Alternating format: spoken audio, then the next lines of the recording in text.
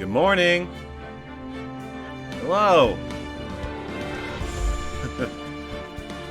Sorry I'm equal parts late and early. I started the stream later and end this segment earlier to compensate. I had a near heart attack this morning. Again. Because apparently the world likes doing that to me lately. Man, it's really not happy that I'm starting to enjoy Bloodborne. But, turns out... Okay, hold on. I need to... 1 second. No, not that one. Options. Yep, here we are. That's better. So... What happened was, apparently I forgot to save the game last stream, so I would have had to redo the ending of the last case we did. And I really didn't want to do that, so I just popped open my previous save of the game, and now we're just gonna hop in. This one. Yeah, oh, thank goodness. I didn't want to go back to the circus. Oh... I would have lost it. Hey, look who's back! Right. Oh, I'm awfully loud today. Hold up. Let me, just tone down the mic a little bit. There. How's that? I'm home alone today, so I can actually talk and be expressive and exist. Why is that such a fucking... Okay. Ace Attorney! God damn it. That threw me for such a loop. I'm a bit messed up at the moment, to be totally honest. Oh my god. I just got done, like, re-downloading the save data cloud because I haven't played this on my own since, like, I got a new Switch to replace my old busted one. Hold on, let me, just turn this back up. There we go. That seems like a good balance. Hello! I apologize in advance, because I have no idea how to balance audio. When I'm watching, as far as I can tell, red is good. Anyways, let's do it. Oh, I'm excited for this one. This is going to be such a refreshing change of pace after playing that garbage case. Oh my god. Get in my mind, heart, and soul. Please. Now, the moment you've all been waiting for. Who will be this year's Grand Prix champion? Who will be our hero of heroes? Oh, what the fuck? Who's that on the left? Why does he have no pants? Does he have pants? I can't tell. Or maybe Captain Saipon all the way from the lovely trop- Oh, I see the students of certain starry school are ready to win. And Global Hero on Yonkopon doesn't want to go home without the prize. What the fuck? We hope Lady Luck is with all our heroes tonight. And now, the winner of the 3rd annual Hero of Heroes Grand Prix is me! Oh. He just split the moon in half. Congratulations, you have now saved the land of Termina. Whoa, he's cool! Whoa, the true hero of the night has appeared in our midst! Looks like this year's Grand Prix goes to this fantastic warrior! The Nickel Samurai! Too bad, Jammin' Ninja. Looks like the title eluded you again this year. Who's ready? Some people are coming back! Excuse me. Oh, the Gatewater Hotel. Alright, yes! Did you hear that, Nick? Did you? The Nickel Samurai! He did it! Yeah, he sure did. Don't get too old for this. Same, Phoenix. It's the boy! Oh, I'm proud of the guy for doing this series justice. It's Big the Cat, but now I'm Big the Man. Oh, I miss this dude. So the person everyone was cheering for, I guess he got the prize? Yup.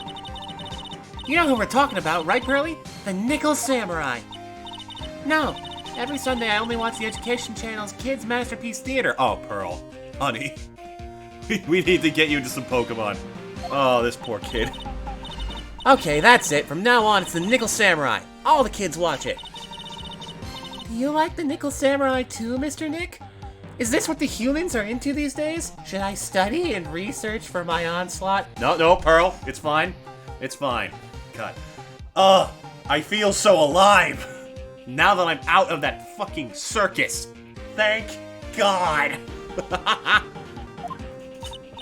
Nah, Nick's an old fart, so he's not allowed to watch it anymore. That's right. But I do like kids' masterpiece theater. Really? Hey, I didn't know you were so young at heart, Nick.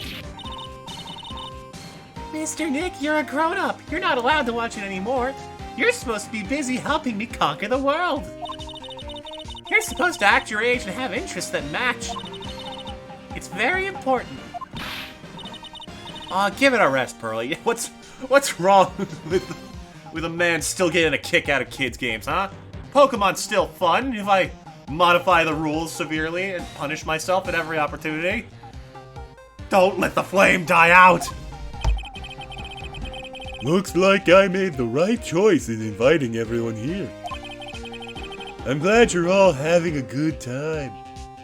Man, looking at him now, Big the Cat doesn't fit him as much as I wish it did. But it's fun, so I'm gonna keep it. It's like a dream. Too bad for the Jammin' Ninja, though. Last year, he lost to the Pink Princess, warrior of little old Tokyo. Pushing yourself in Pokemon, playing Nuzlocke. I can't play Pokemon anymore unless it's a Nuzlocke. It's just not fun. This way I get to be attached. I get to enjoy the pain of loss. I love making like characters in Pokemon out of the Pokemon. I thought this might be his year. Yeah. Oh, hey, did anyone else think that the Jammin' Ninja looked a bit different today? Different? What do you mean? All you humans look the same to me. Well, he wasn't carrying his bright red guitar. Hey, you're right. Strange he'd walk around without his signature guitar. Just like me walking around without my fishing rod.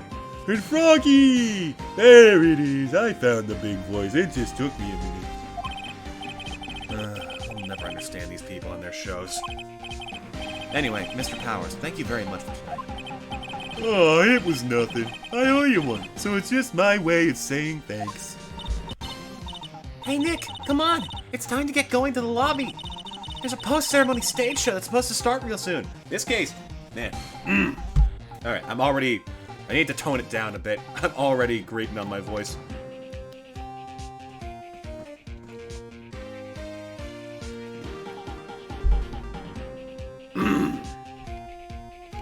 There we go, that's better. This case is going to be a lot of fun. There's a lot of characters I love to voice, and it's honestly very engaging. And then, I heard there's going to be a press conference after that. Press conference? Is he going to make a speech about winning this year's prize? Well, not exactly. Something about the Nickel Samurai confessing something. Confessing? Sounds pretty serious. Nick, come on. You don't want us to be the last ones there, do you? Yeah, Mr. Nick. Do you? Why me? The show doesn't even start for another 20 minutes. And the slightly modified Steel Samurai theme in the back is very good. So how you doing, Powers? Thank you very much for inviting us today. Oh, it was nothing, really. Guys like us don't get to come to a place like this often, so I thought I'd invite you all. Hey, Mr. Powers. What have you been up to lately? Well, since the Pink Princess successfully wrapped up last month, I've been on a kids' exercise show, while wearing a rabbit mask over my face. Oh, I see. I'm still really sorry about all the headache I caused you that time, Mr. What? Being my client in a defense case? What do you mean? You were like the most tolerable part in that case. Ah, well, what's done is done, so let's forget about it. This is Will Powers. He's an action star. We know this, Phoenix. His popularity exploded when he was the Steel Samurai. And he was the first case Maya worked on with me. It's too bad you look scary, or people know you're a real softie who's good with kids. Thanks. I don't know if that's supposed to be a compliment or not, but I'll take it. can't believe they're going to make a movie based on the Nickel Samurai. I can't believe it either, but for a different reason. The Steel Samurai, an epic story of one hero in a desperate fight against his arch nemesis, the evil magistrate, in the city of Neo, Old Tokyo. And last year, they started a new series, The Nickel Samurai. The new series seems to be a hit with the kids, too. But what's the difference? That's the joke, there is no difference. I'm really attached to the Steel Samurai as a show, so I was hoping that maybe I'd get the chance to do something in this new one. Yeah, it's too bad. It'd been awesome to see you with the new actor, Matt Ongard. He's super popular right now. Mr. Ongard? Looks like Pearls doesn't know who he is. This year, it's going to be the Nickel Samurai versus the Jammin' Ninja at the box office. Jammin' Ninja? Who's that again? Oh? We got more intel. So who is this Jammin' Ninja again? He's a hero, duh. Its symbol is the bright red guitar he's always carrying. Ninja who's always carrying around a bright red guitar? How does that even work? Oh. With a scarf around his neck and a guitar in hand, he rises to stardom in an ancient time. A ninja who becomes a star? Yeah, a ninja who becomes a star. Like the kind that he throws. There's a strong rivalry between the two of them. Global Studios' Nickel Samurai and Worldwide Studios' Jammin' Ninja. Wait, I just realized those are both plays on Universal. Okay. They even air at the same time.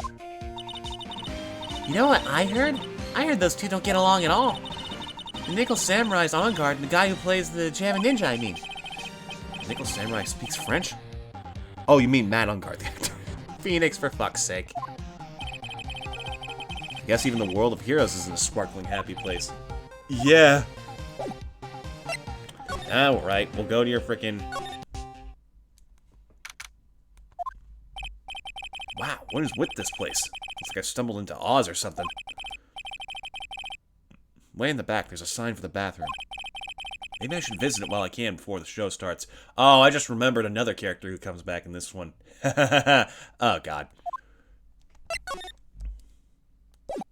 I guess we go to the hall? Oh. Sounds like the post-ceremony show is about to start.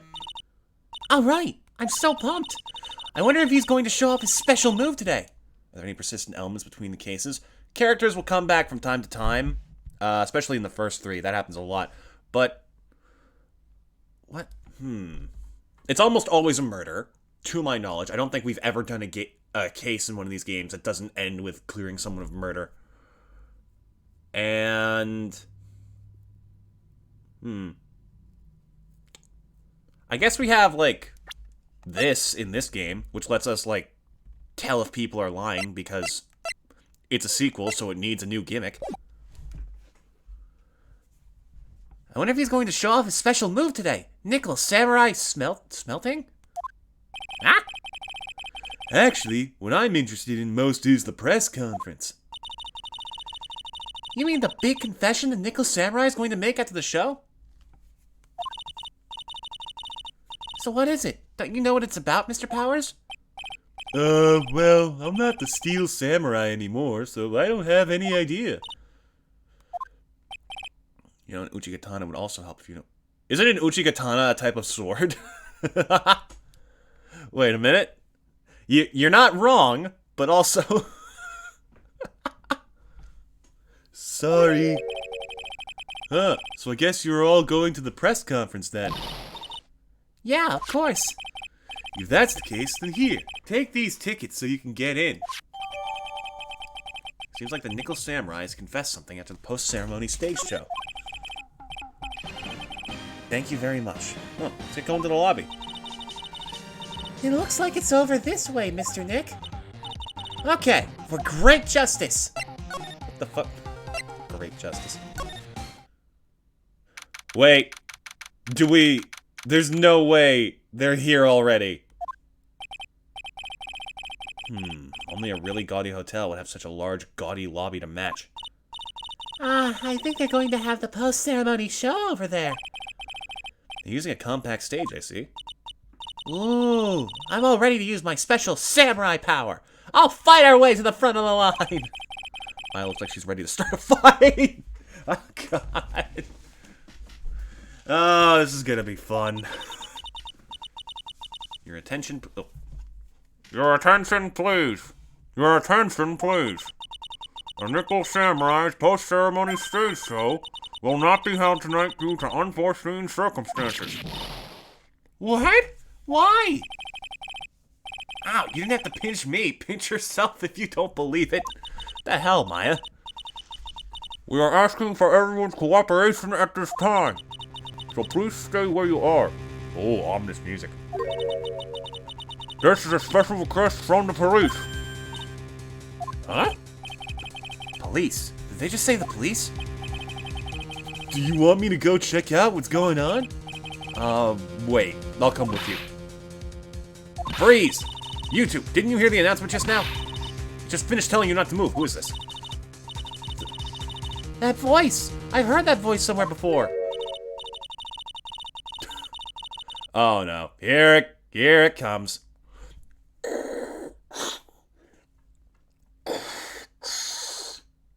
Phoenix, I am your father. Ah, she's back. Honestly, youth these days can't be bothered to listen to other people when they talk. Just the other day it was the same thing. There's a slow then. Oh God, I already can't keep up. No, of course not. He said he would be careful when we walk on the in. Since the out part is what was dangerous. Well, I'll really let him have it and knocked him clear off of that bridge. What? This non-stop chatter. It can't be. Miss Oldbag? What is it, you young whippersnappers? Do I know you? She's back! Oh my god. And she has a gun! This is to protect me from the space aliens that take people's brains. God. People are really getting on Gumshoe's case later in this fucking game.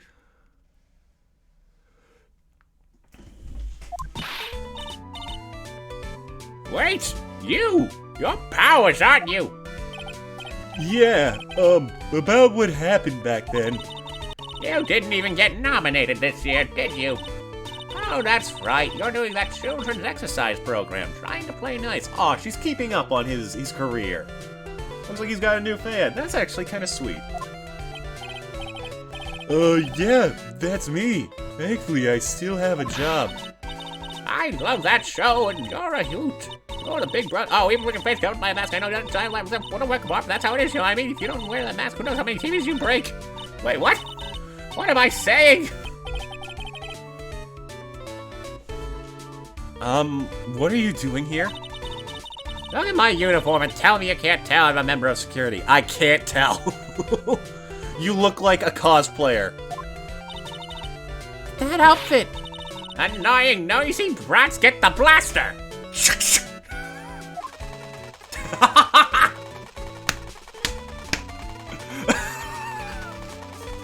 Oh, this is gonna be a great case. Rattle 'em, boys. The fucking light. What is... Oh no, that's fog on the glass. Because she's breathing. Oh, this is gonna be so much fun. This Oldbag, what are you doing here? What happened to your position at Global Studios? Oh, that old place? Well, since that incident, they've been letting people go. When they caught the security team, I got the pink slip. What incident? What did you do? Don't play dumb, Maya. We were there. I didn't do anything, you young'un. Don't you remember that incident a year ago? When this lady got on the witness stand and testified. Yeah, I remember. And you, weren't you the one who was bullying me? This fragile girl at heart. I plead the fifth. Finally, someone in an Ace Attorney case who has fucking... both the gumption and the intelligence to do something like that. But you know, I think maybe I rubbed the upper management the wrong way by testifying. Yes, that has to be it. Everything is all your fault. Me? I thought about being a bodyguard at first after being handed old Pinky. You? A bodyguard? Oh, your friend. That fiery, good-looking guy with the red jacket and the ruffles. Don't say his name. Mr. Edgeworth? But That sort of arrangement would be entirely too troublesome for me. that's what he said to me. What did I ever do to deserve that? Oh, great. Now she's trigger happy. So did something happen? I don't have all the details, but it looks like another one of those incidents happened again. An incident? Like a murder kind of incident? Maybe. You see, I'm a bit of a devilish woman. Naughty brats, get the blaster! So wherever I go, showers of blood are sure to follow. Bet you didn't know that. I had a feeling. Shouldn't you quit being a security guard, at least for other people's sake? Silence, whippersnapper! Oh, I don't know why that's so funny. God damn it. Hey, Nick. What is it? I don't like that devilish smile playing on your lips. Let's make like we're going to the bathroom and check things out. No way. The police told us not to go anywhere, remember? Another egg. God, how does she keep getting all of those? Huh? How B-O-R-I-N-G. Boring. Can you spell boring? You're such a boring guy. You've got no motivation, no spirit. Huh? What? What's going on? Are you giving Mystic Maya trouble again, Mr. Nick? Ah, you too, Pearls. Please don't stick your little nose into this one. So listen to this, Pearly. This one time at lawyer camp, Nick... What, lawyer camp? Phoenix, what the fuck kind of college did you go to? Okay, I get it. Let's go take a look. Yay! I knew you couldn't say no to me, Nick. Ah, boy. That's right. You'd walk over miles with hot coals for Mystic Maya, wouldn't you, Mr. Nick? No, the fuck I wouldn't. Pearls, get that idea out of your head. That would be every time we work a case together. Well, what are we waiting for? Let's go already. You can come along too, Pearly. Goody! I get to come! I get to come! This little kid. I feel bad. We keep dragging this child into random murder cases. There's nothing really out of the ordinary here. Are you looking for the incident that the old lady was talking about? Oh, that's actually very sweet. Doesn't look like it happened here. Well, we better go look somewhere else. Alright, then let's try. Excuse me. Oh! Dear God! Sir, what happened to you? Are you okay? Are you by chance Miss Maya Fey? Yeah, that's me. You have a phone call waiting for you at the front desk. A call? I wonder if it's someone from Karain Village. What's wrong, Mystic Maya? Are your people screaming for your help? Oh, nothing. You guys go ahead and I'll be right there. No, wait. I'm trying to threaten you. You couldn't be threatening, Pearly. Like how his monocle connects to his earring. Isn't that just how monocles are? It is a very nice design. Like, it's good. They know exactly what they're going for. Oh yeah, it does connect to the earring. Look at that. Right this way, Miss Fey. Yeah, he wasn't ominous in the slightest. Let's go look somewhere else now, Mr. Nick. Yeah, okay. This is a little exciting. It's been a while since I've seen so much blood. You were the right human to follow. Oh God, Pearl. This is a little exciting and a little scary. Oh. What? Wait, that lobster's trying to escape. We're gonna come back here and that thing's gonna be disappeared into the flowers. Just you watch.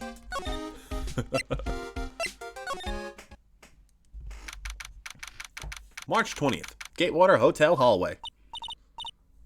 I told you.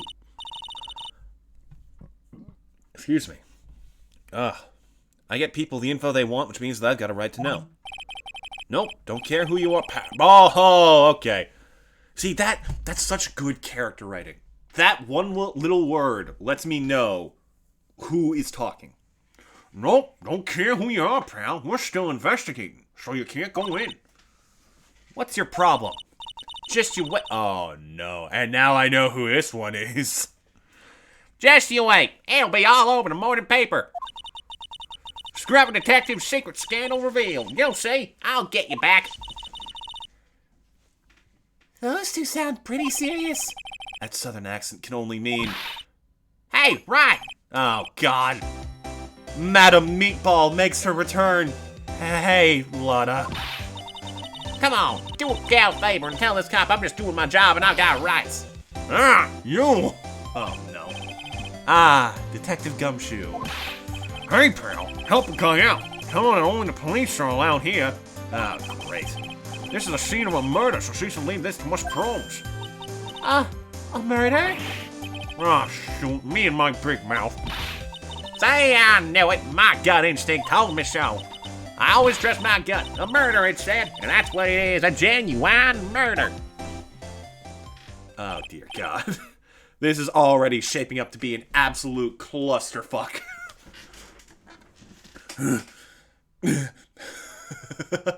It's fucking...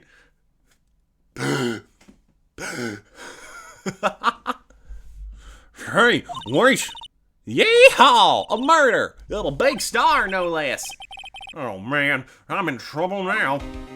Oh, boy. Well, let's talk. So, Detective Gumshoe, a murder? Oh no, that's not it. I got my facts mixed up for a second there, pal. Mr. Nick? Is the dead person the Nickel Samurai? Oh, why do you ask? Well, Mystic Maya was rooting for him, so... Oh, God. It wasn't the Nickel Samurai that got bumped. Actually, the Nickel Samurai is the one under suspicion of doing the bumping off. Uh-oh. What? The guy that died was this hero named the Jammin' Ninja, pal. Well, thanks for spilling all the info, Detective. The Jammin' Ninja? So Lotta's back again.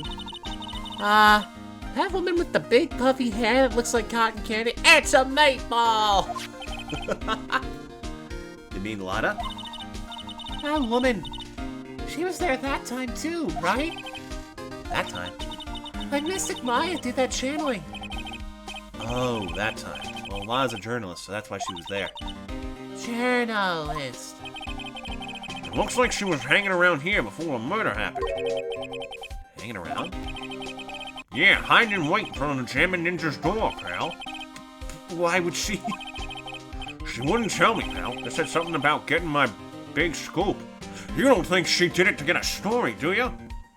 Congratulations, your job is now to defend Lotta Hart. Scoop? What sort of news could she be after? So the victim was the Jammin' Ninja? Mr. Jammin' Ninja? He was on a really popular rival TV show to the Nickel Samurai. Sorry, that sentence took my brain a couple seconds. Oh. Oh, hello.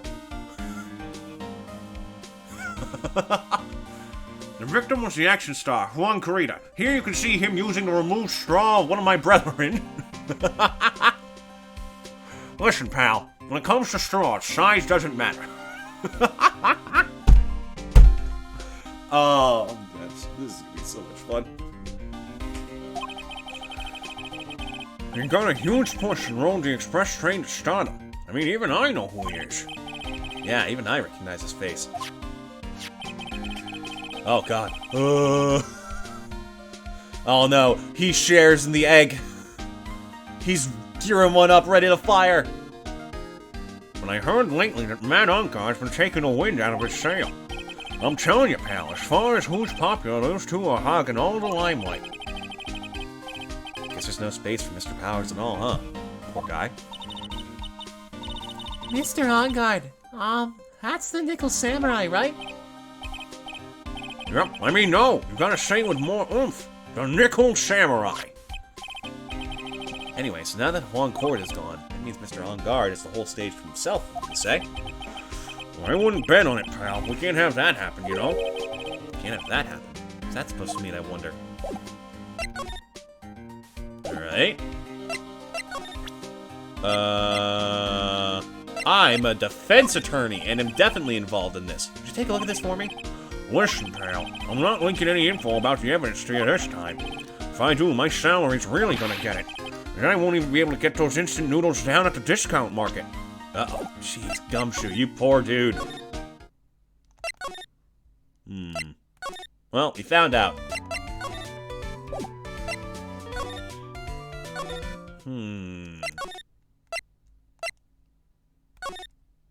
What am I supposed to present to you? Oh, maybe we have to show him this. Nope.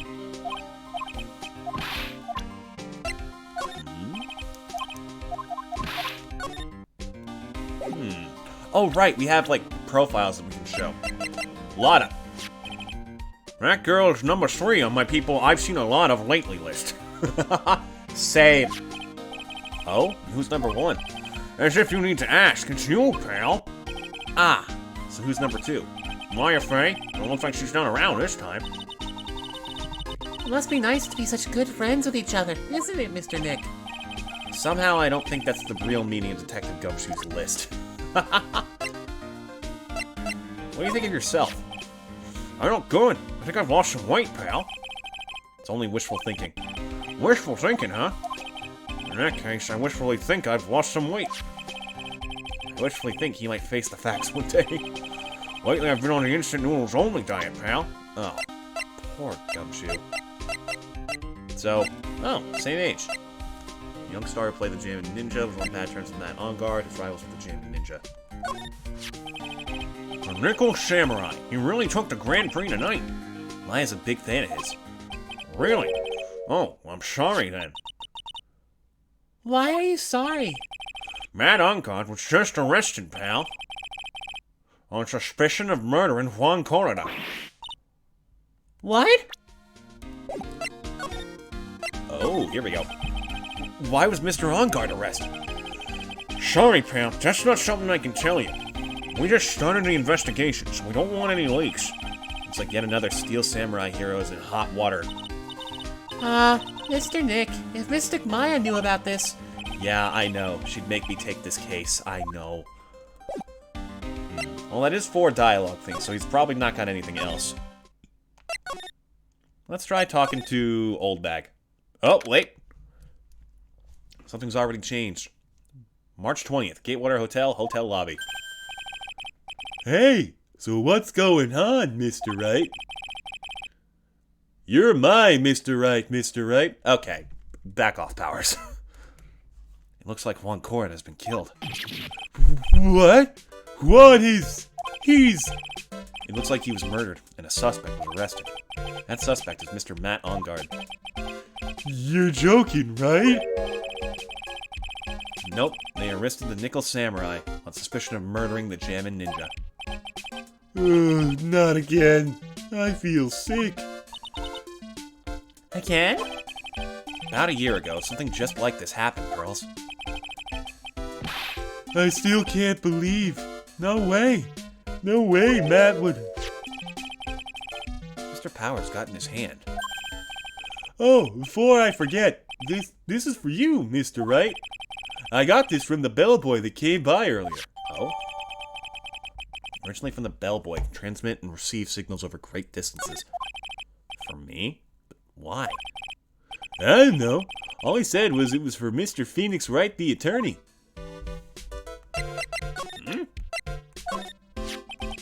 It was almost right after you guys left. An old man who's a bellboy at this hotel showed up. And that's when he told you to give this to me. Yeah. Why give me this transceiver? Huh?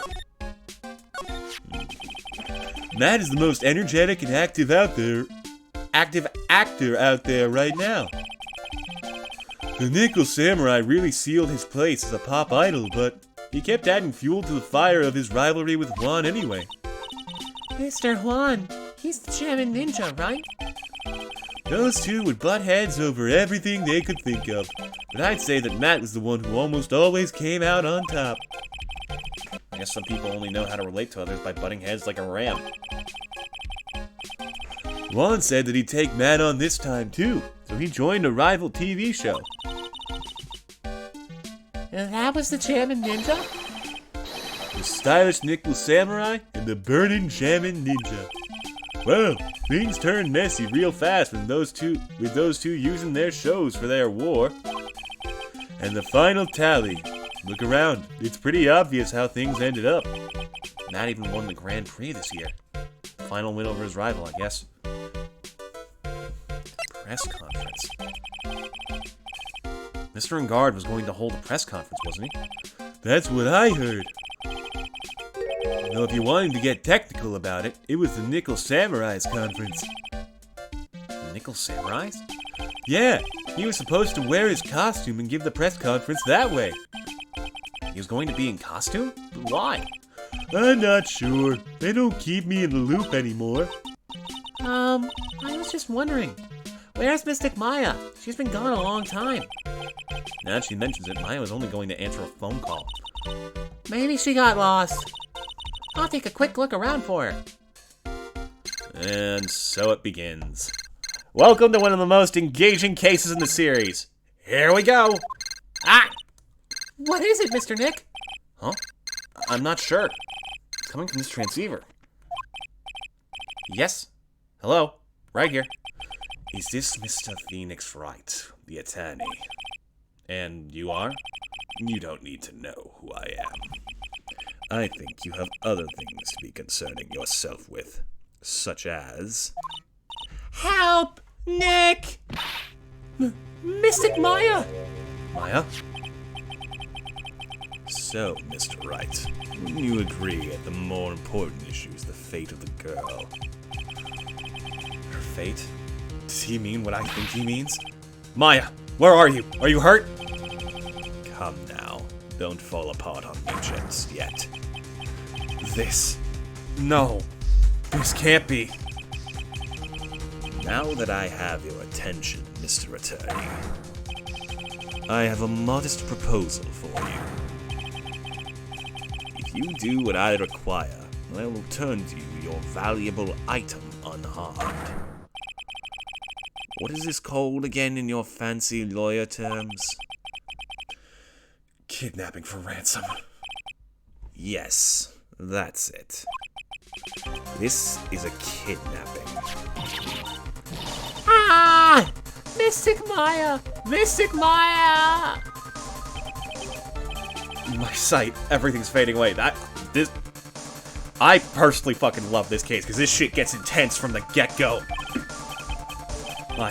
Maya's been kidnapped. Are you there? Mr. Attorney, are you there?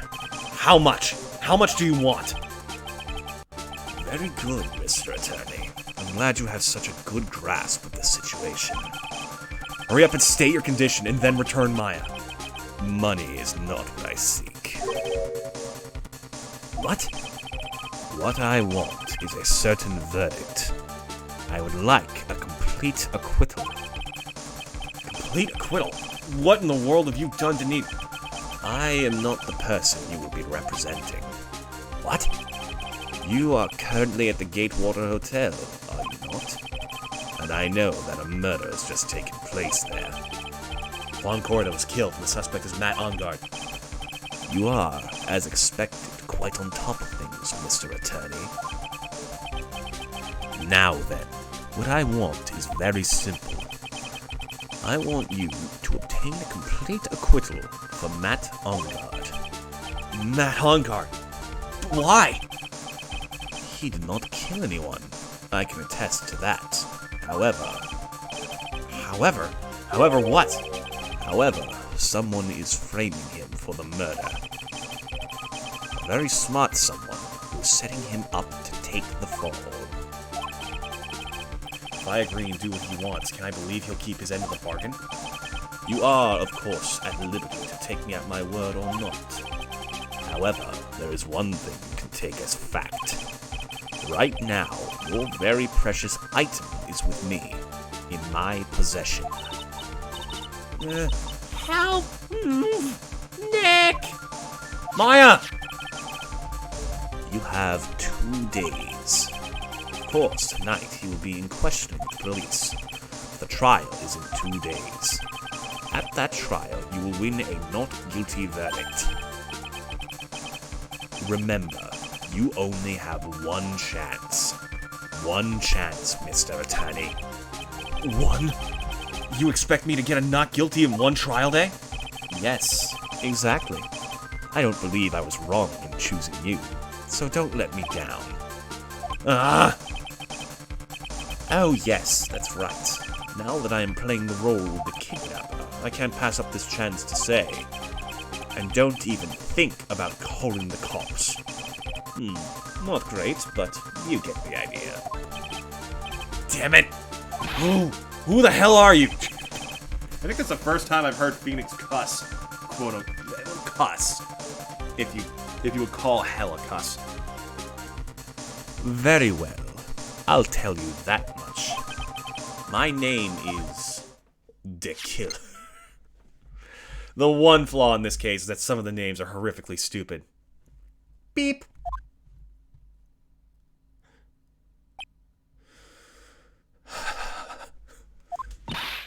Mr. Nick, where is Mystic Maya? She's been kidnapped. No, it's all my fault. If only I'd gone with Mystic Maya and done what? Pearls? Bite him? It's not your fault, Pearls. It is. Mystic Maya. Mr. Wright, I think we should tell the police what's going on. No, we can't do that. If we do, who knows what will happen to Maya? Mr. Nick, what about the detective we saw earlier? Detective Gumshoe. Yes, that's it. Hail the conquering hero!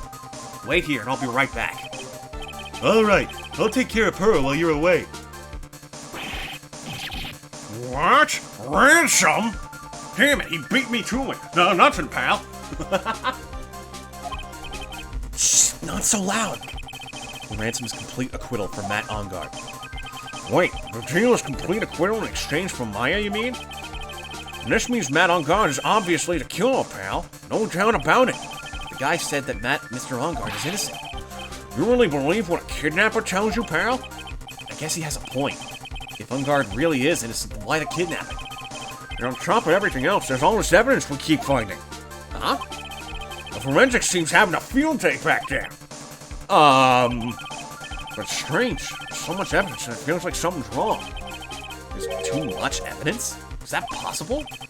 Actually, didn't the kidnapper say something about Ongard being set up? Anyway, looks like you won't be leaving here tonight, pal. Just sit tight and cooperate with the investigation. Tomorrow you can start yours. Alright. Isn't there another way? You've also got to be careful about pushing a kidnapper the wrong way. You're right.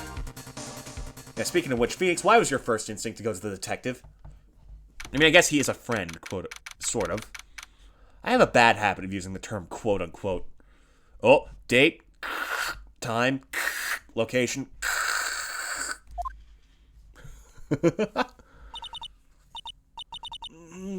Ow, my head.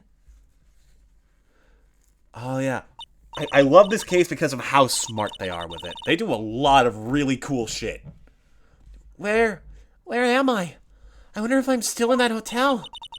What happened to me? Nick, Pearly. Come on, you guys. This isn't funny anymore. Click. Oh! Oh! I see you have awoken. Ah! Who are you? Me. I am known as the Killer. The killer? You mean like an assassin? I'm too young to die. Don't worry. You are not my target. For now, anyway. Ah! Nick! Nick, where are you? Help me. Yes, that's right. Only one person can save you now. And that is Mr. Phoenix Wright. Huh? What? Nick's going to save me? Calm down and be a good girl. Think of this as a business transaction. He's so fucking cold. I love this. This is so good. A business transaction? I am going to contact him now. I hope you'll cooperate and play your assigned role well. Nick, what's going to happen to me? Nick, Pearly, Sis. Oh, they're not doing it yet, but... Is this Mr. Phoenix Wright, the attorney? You don't need to know who I am. I think you have other... Yep, there we go. Cuts off. March 21st, 8:11 a.m. Wright & Co. Law Offices. Good morning. Ah, morning, Pearls. Mr. Nick, come on. Let's hurry and go see Mr. Hongard. You have to wait a bit, Pearls. Visiting hours don't start until 9 a.m., so... Oh, I see. Oh, Mystic Maya. If only I had gone with you. Poor Pearl, she's been like this since last night. We managed to get home somehow yesterday evening. Thanks to Detective Gumshoe gently holding her by the hand and leading her here. Aww! Gumshoe, why are you the best thing in this game? By the looks of it, I don't think Pearl's got any sleep at all last night. Mr. Nick, Mystic Maya. She's alright, right? Yeah, she's alright. Either way, I'm going to save her. You can trust me on that. Please help her. I'm only able to stay this calm and collected because Pearls is doing the crying for the both of us. Oh, man. God, this case is so good. Alright, let's go.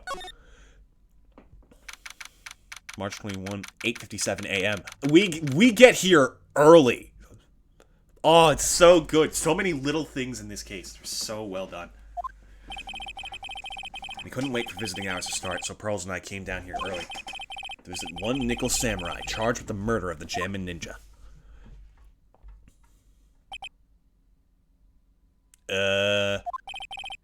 Good morning.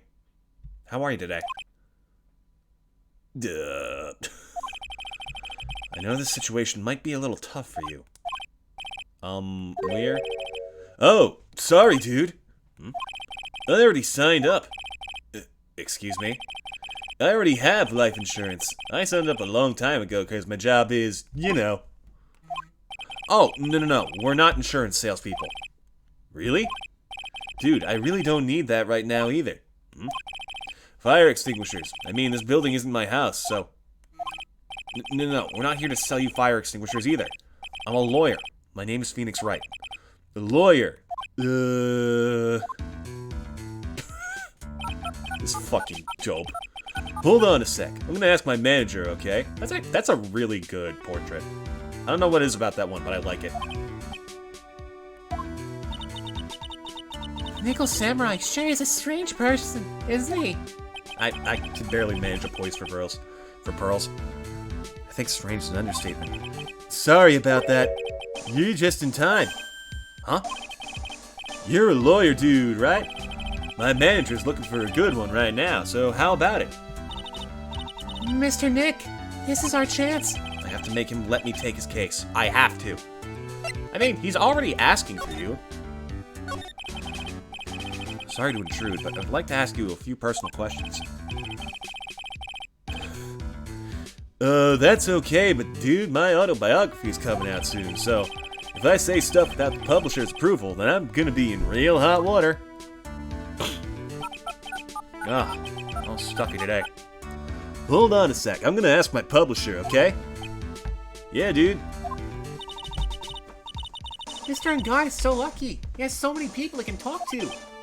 I don't know if he actually has anyone he can really talk to. Sorry about that. Like I thought, the publisher said it'd be real bad if I said anything, dude. Does he have a mind of his own? I don't think he does. He just does whatever he's told. Mr. Ongard, I'd like to ask you about the murder. Oh, are you covering this for a tabloid as a side job, dude? Well, if you want my statement on this, you should ask through my staff. No, I'm not asking on behalf of a tabloid. Oh my god. Hold on a sec, I'm gonna ask the president of the studio, okay? Oh my god. Is he alright, Mr. Nick? If we're talking about Mr. Ongard's brain here, I wouldn't put my money on it. Sorry about that. The studio president said, even Neo Mount Fuji itself knows that I'm not the murderer. Mr. Nick, what's Neo Mount Fuji? It's a mountain in the city of Neo Old Tokyo, the city the Nickel Samurai protects. Okay. Present this badge, attorney. Mr. Ongard, this is an attorney's badge. Dude, I'm sorry, but I don't have the free time to be looking at things like that. Huh? I'm much too busy with Nickel Samurai stuff right now. I don't have the time to take a lawyer's correspondence course. Why does he believe I'm a salesman? Insurance and extinguishers, now this. Okay. What about this? Mr. Nick, what are you going to do with that? I don't know yet, but I figured I could at least show it to him. Is that a transceiver? Hey, it looks like a real nice one, too. I got it as a present from someone. Interesting. I've also been instructed to take your case. Is that what you heard from the transceiver? If you hear something from a tiny little metal box, then it's gotta be true, and you gotta listen to it no matter what. Yes. Dude, that's terrible. Don't let some disembodied voice boss you around. Oh, really? Ah. This coming from a man with a cell phone on his wrist. His bracelet's weird. He looks like a fucking Digimon character. Especially with those gloves. Oh, here we go. Dude, I know I like to throw money around, but it's not like I buy anything and everything. It's nice because it's not up for sale anyway. Okay, what about this? What's that? It's a ticket for the press conference. You were going to give one after winning the Grand Prix, right? Huh? Me? Yes, while you were in costume, no less. I never heard anything like that, dude. I only heard about the stage show. I always leave that kind of stuff to my manager. You didn't know? That's odd. Well, dude, I think it's about time for me to get going. Please, wait. I really need to take your case. There's always other people in need of a lawyer, right? Want me to introduce you to a few? Please let Mr. Nick represent you.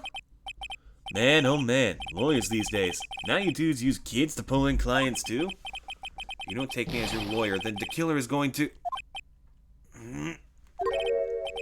Wait, what did you just say? The killer. The killer? What's he doing? Looks like he's mulling something over.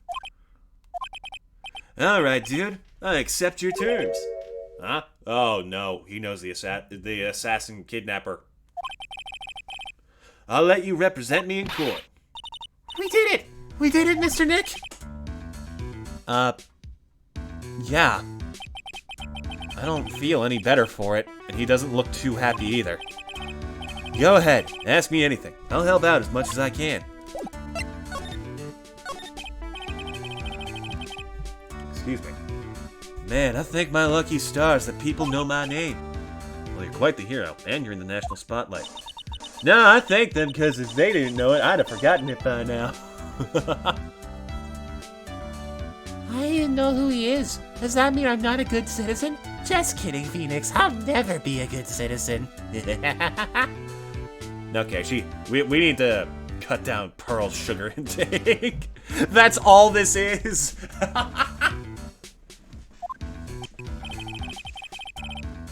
It's really great to be the Nickel Samurai. Dude, lately I just keep on getting more and more popular. True enough. The Nickel Samurai is very popular among high schoolers and secretaries right now. I guess Mr. Ongard has a way of catching the eyes of women. Do you know my motto? Refreshing like a spring breeze. That's what I am. A spring breeze. That's why this kind of scandal is disastrous, dude. I mean, even if I get out of here tomorrow, it's still gonna look bad. Everyone loves a good scandal. Yeah, sure you do, Phoenix, because it's not about you. Can you tell me about your activities last night? After I got the award, I took a break and went back to my room. I had that post-ceremony stage show to do. So I was in my nickel samurai costume. You were alone the entire time. My manager was running around being busy, so yeah. Because of the press conference you were supposed to hold after the show? I told you, dude. I have no idea about any press conference, alright? It's strange. I thought the nickel samurai was going to confess something. Anyway, when I was leaving my room, that's when I noticed it was kind of noisy. Mr. Corda was already dead at that time? Yeah, that's what I had gathered from my manager. Beginning to gather that this guy can't do a thing on his own. And that's when the detective in the green coat showed up. He searched me, and then out of the blue, the dude arrested me. Weird. About you and the victim, Mr. Juan Corda, what sort of... That's got nothing to do with anything, dude. Man, with that face of his, you can't even tell he's the same age as me. He wanted to try to make a Jammin' Ninja movie, even though we all know it'd fail. Nickel Samurai still won in the end, right? Yeah, I took the Grand Prix by storm. So why would I, the winner, have any reason to kill the guy anyway? That's oddly specific, Mr. On Guard. Dude, you'd think it'd be the other way around, you know? I don't trust you. Do you know why you were arrested? I guess maybe my full body search went badly? Did they find something on you? They found a button from the Jammin' Ninja's costume. A button? I don't get it either. It was caught in the pleats of my samurai pants, or hakama. Ah! Dude, I really think someone planted it there, though. I'm serious. I wonder if that's what really happened. I guess this is about all I'm going to get out of him. Mr. Nick? Yeah? Let's ask one last thing. Let's test Mr. On Guard to see if he really is innocent or not. Let's see the depths of his soul, Phoenix, right? Yeah, she's getting a bit too hyper. I need to tone that down a bit. We can do that? Yes. If you use this, Why is Magatama? he won't be able to hide any secrets from you, Mr. Nick. I'm sure of it. I get it. Mr. On Guard, I'd like to ask you one more question. Please answer me honestly. What is it, dude? Did you kill Mr. Juan Corda? Please put the phone away and answer this question yourself. Alright, just so we're clear, dude. I didn't kill anyone, and that includes Juan Corda, okay? Nothing. Well, Mr. Nick? Nothing. Not a chain or lock in sight. Which means it's all right to trust him. Yeah, it does appear that way. Well, at least I can breathe a sigh of relief knowing my client is innocent. The trial's tomorrow, right? I'm counting on you, dude. Okay. We need to get as much evidence as we can. Fast. Why is it all ready to be continued? Wait, hold up. Don't start the trial out the gate. Oh, don't mind this. Oh, no, wait. This is nothing. Don't worry about it. That's from the first game. I thought that was a previous save. Alright. Oh, hey, that took us 2 hours in-universe? Jeez. 2.5. Well, at least we were able to get Mr. Mad on Guard as our client. And we know that he didn't do it, which is very important. So now what should we do? Well, the trial is tomorrow, and we only get this one chance. There's only one way to prove Mr. On Guard's innocence. We have to find the real killer. Okay, then let's start looking. Alright. Oh, here we go. Hey, what do you think you're doing? You can't come in without. Good morning. Hold on, it's you. What is going on around here? I heard poor Juan was killed. Is that true? It's a bad rerun is what this is. Another steel samurai doing the most evil of deeds. That's not entirely... I'll have you know that I was a huge fan of Juan's. I'm sure you were. God damn it. Of course. Why, oh why do all the stars I'm interested in drop one by one like flies? Oh god, here we go. It's fine until it was my turn to clean the cage, and then it died. I mean, the Queen Reaper. Whatever you name in your evil spell dies within 3 minutes. It's all true.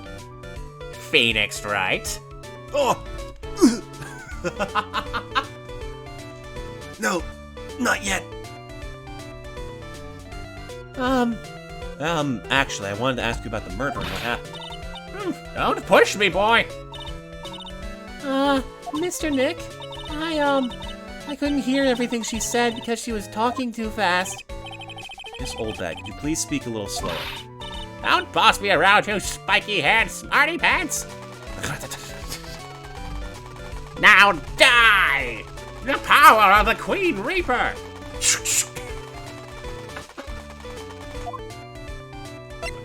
Oh, I love that. Alright. Oh! Oh, the lobster's still there. Damn.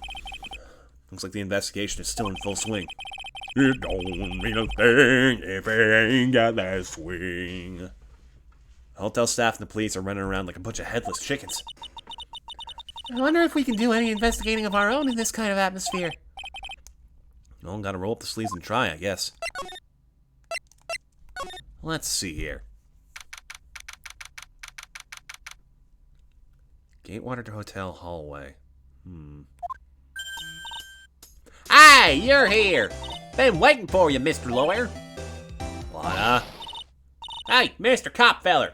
The thief showed his face. What? Arrest him, put him on trial, find him guilty, give him the death penalty, I say. What's wrong, Lotta? You feeling alright?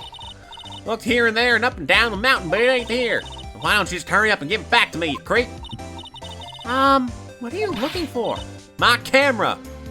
Camera. I love if she just fucking...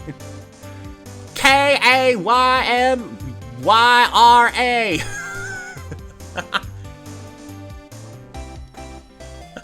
This doesn't know how to spell. It's my lifeblood. I'm gonna die without my $700 camera. Your camera? Look, don't lots of people say the criminal always goes back to the scene of the crime? And looky, here you are. Yep, here I am, faced with a lot of trouble. Hey! Huh? I don't have your freaking camera. So you lost your camera? Ain't no ordinary camera. You buy it in the store and it's $1,600 brand new. Huh? But didn't you just say you bought it for $700? I had a nice long talk with the guy at the store. About 5 hours, I reckon. I made a itty-bitty scratch on it and the manager got all huffed up in the face. He gave me his talking to and was real mean about it too. You know, made me cry at that. When did you lose your camera? Last night, after the murder happened. Must have been when I was busy running around looking into things. That's when I lost sight of my dear, darling, expensive sweetie. Lotta. Oh my god, I'm sorry. I just had like a bitter flashback when I was working in Staples. I watched this woman drag her nails across the back of a chair, stare me in the eye and go, "This has a scratch on it, can I get it like half price?" And I slowly died inside. Lotta, what did you capture with that expensive camera of yours? I don't rightly know. I snapped a shot at anything that caught my eye, so I don't remember. Besides, I couldn't get anything from my big scoop. Wonder if Lotta's missing camera is even connected to the murder. Very expensive item valued at $1,600. It was stolen around the time of the murder. Curious. Whoa! We can go. Duh. Wait a minute. Something ain't right here. Where are we? We're in Mr. Matt on Guard's dressing room. This is our client's room. May I help you with something? It's you! I love this character. She's so well done. Oddly fleshed out. I just wish that we got, like, more development from her. Where? I'm trying to think of a good voice to give her. You're Mr. Onguard's lawyer, correct? I gathered as much. I also looked for lawyers on my end, but to no avail. How did you know I'm his lawyer? You were just saying that he's your client. In a situation like this, the only person who would use such a word would be his lawyer. Wow. It's a simple deduction, really. The trial is tomorrow. Mr. Onguard's situation is looking rather grim. So you came here, one stop on your mad dash to find clues to build his case, correct? Well, you're not totally right, but you're not totally off either. It's really not the time to be showing off, Mr. Nick. I am Adrian Andrews. I hate to waste time, so let's get down to business. Alright. She may be of small stature, but appearances can be deceiving. I assume the first thing you need to know is what everyone was doing that night, correct? Yes, that is correct. Then I will tell you. For the... What the heck? What's the deal with the card? It's a shell. Go fish. That's not how this works. Before the award ceremony, I had dinner with Mr. Ongard. In this very room, I might add. Dinner? What did you eat? I told you, I hate to waste time with trifling details. Ah, great, you're the prosecution again. If you took a look at the table yourself, you wouldn't need to ask me. I bet she has a lot of fun at parties. When the award show was starting, I headed for Viola Hall. And after the show ended, you came back to this room? No, I had some small errands to run. I helped with the preparations in the lobby. Oh, preparations for the post-ceremony show, I guess. When it was time for the post-ceremony show, I came back to call for Mr. Ongard. After that, I went to visit Mr. Corda, and that's when you found his body, isn't it? My voice is almost identical to yours. Honestly, it barely even counts as a voice. You really held strong through everything. Yeah, she does seem to be mentally tough as nails. So, about you and... Stop right there. You weren't seriously about to ask how Mr. Ongard and I are related, are you? Sorry. I have no idea how he could chose you as his lawyer. I love calling out little things like that. Why'd you have to go and say something like that? Mr. Nick, calm down and hang in there. I'll give you a shoulder rub to relieve your stress later, okay? Pearl. Appreciate it, but how can you reach my shoulders? I already gave you my name earlier, but I'll add that I'm Mr. Ongard's manager. His manager? Speaking of managers, did the victim, Mr. Corda, have one? No, he did not. He didn't? Global Studios has a very different policy from Worldwide Studios. That Worldwide Studios does not assign individual managers to their stars. I see. This industry is very ruthless and unforgiving. Actually, you look quite ruthless and unforgiving yourself to your poor partner. Dragging a little girl like her to places like this. Honestly. Yeah, honestly. You're pretty on point with that one, Adrian. I'll give you that. You're wrong. I'm doing this to help Mystic Maya. Charles, calm down and hang in there. I'll buy you a juice later, alright? Okay. This case might be the one I remember the least, so this is gonna be interesting. Ooh, what do you know about this? I'd like to ask you about this. I told you, I hate trifling matters. It's a waste of time to show me things that are of no relevance to me. Okay, you don't need to spell it out for me, game. Wow, this is the first time I've been shut down this badly. Okay. Well, let's check out the other guy's room then.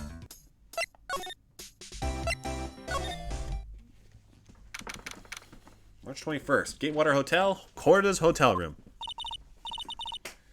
Mr. Nick, where are we? We're in Mr. Juan Corda's room, Pearls. Oh, sorry. Freaking chair. Swear to God. Shut it, you! Mr. Corda? The victim. Which makes this the crime scene, too. Oh, it's you! So, what happened? The kidnapper. Has he contacted you again? Not yet. He probably won't until we win Mr. Ongard's acquittal. You doing okay, pal? Hanging in there? I just want Maya to be alright. We don't have a lot of time left, but I'm going to help you as much as I can, pal. Gumshoe, you absolute treasure. Can you do that? Even if we want to look around the crime scene? Just this once. Special circumstances, right, pal? I'll even tell you everything I know, but you've got to keep quiet. It's my neck on the line here. Thank you. Well, that's right. I got you guys a map in the hotel, pal. Here you go, little missy. Wow, you're giving it to me? Thank you. Wouldn't want you to get lost in a hotel too big for its own good. Mr. Nick, I got a map. That's great, Pearls. Mr. Nick, I can't read what it says. Map of the Gatewater Hotel and found the crime scene. Let me take a look. Okay, so there's the... Okay, it's actually incredibly simple. Partial. Is there more? Huh.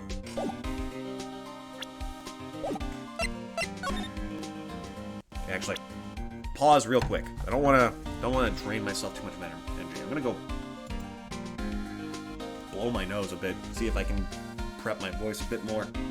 I'll be back. Oh, wait. There we go. Unprofessional. Unprofessional.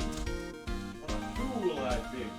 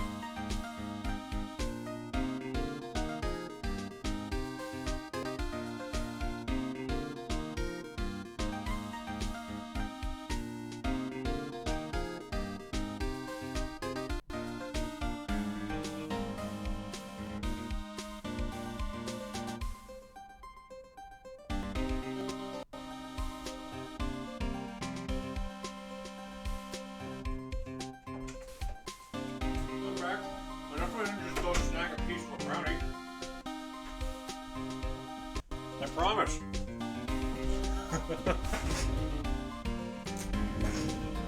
Oh, I feel much better. Damn, alright, let's do this.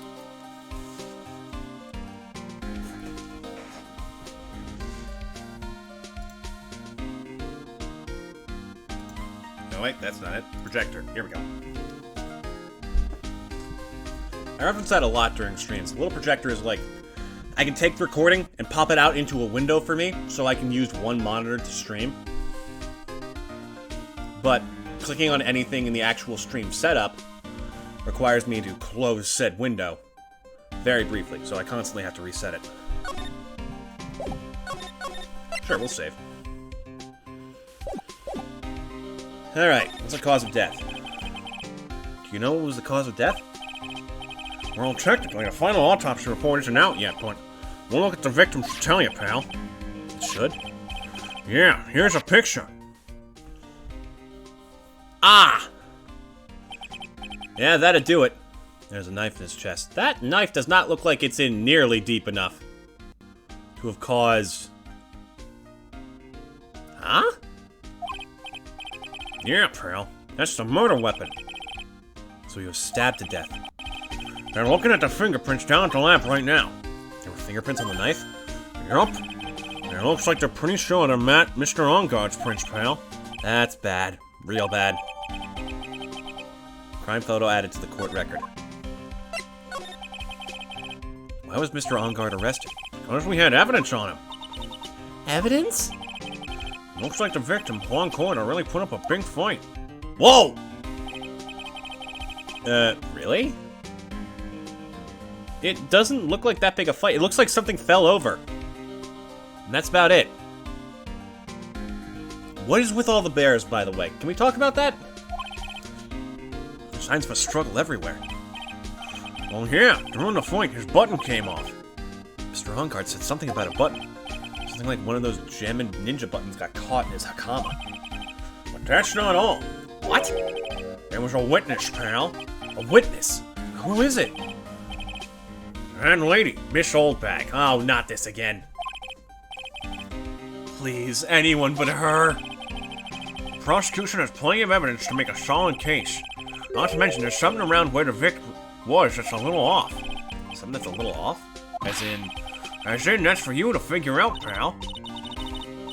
Alright, let's try to figure it out, Mr. Nick. Oh, slide to the right. Slide to the left. Whee! Alright, let's take a look.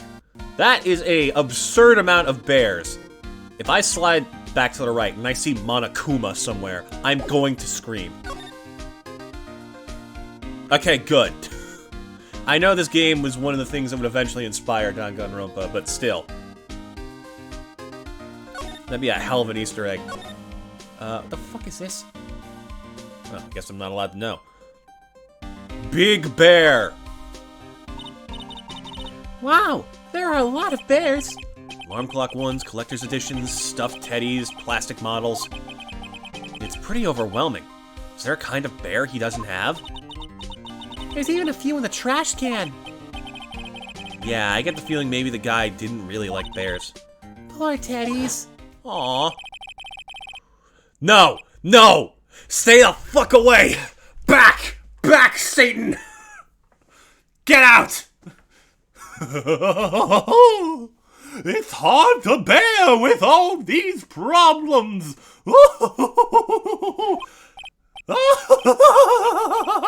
Back! Away! Go! Why? Why would they do that? Oh my god. I fucking love this game. I don't think I want to bear with the trauma the last case caused me. Phoenix, you have no fucking idea. What's wrong, Mr. Nick? Pearls, be glad you weren't there. Oh my god. Oh, computer. It's so messy here. Pearls really likes things neat and tidy, I take it. Based. I actually should clean up this room. I should vacuum again. I try to do it every couple of weeks. It gets hard to keep up with. There are a lot of electronic things in here that I've never seen before. Hey, Mr. Nick, tell me what they are, pretty please. Okay. That over there is a watch. You wear it on your wrist. I know what a watch is. Oops.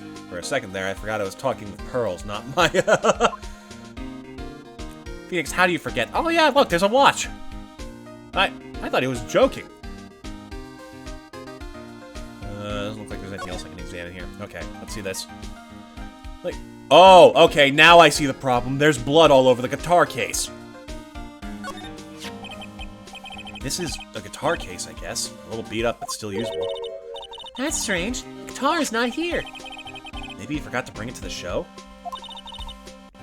But Mystic Maya, she said the bright red guitar was the Jammin' Ninja's signature item. It's true. Huh? This guitar case is wet, but it's only wet on the top of the lid. Yeah, there's no water inside the case. This is water, isn't it? There's some water only on top of the lid. Oh, is that water? I guess it does just look wet, yeah. I immediately assumed, because it's a murder scene, that there'd be blood, but I guess not. I also assumed that this is the chair that he was found stabbed in. Bottles of cosmetics are scattered all over the floor. This is probably where Mr. Corda fought his assailant. What are these bits of glass from? A flower vase, maybe? There are flowers on the floor, but I don't know what they are. You don't know much about flowers, do you, Mr. Nick? Are poppies remembrance? I'm trying to remember what frickin' what flowers mean. There's some cool trivia. Like, could you imagine making a language out of just a random object? What if I just... Look, here we have the language of bears. Guardian, Sentry, Rage and Anger, Time, Hopelessness, Progression and the Future, Business.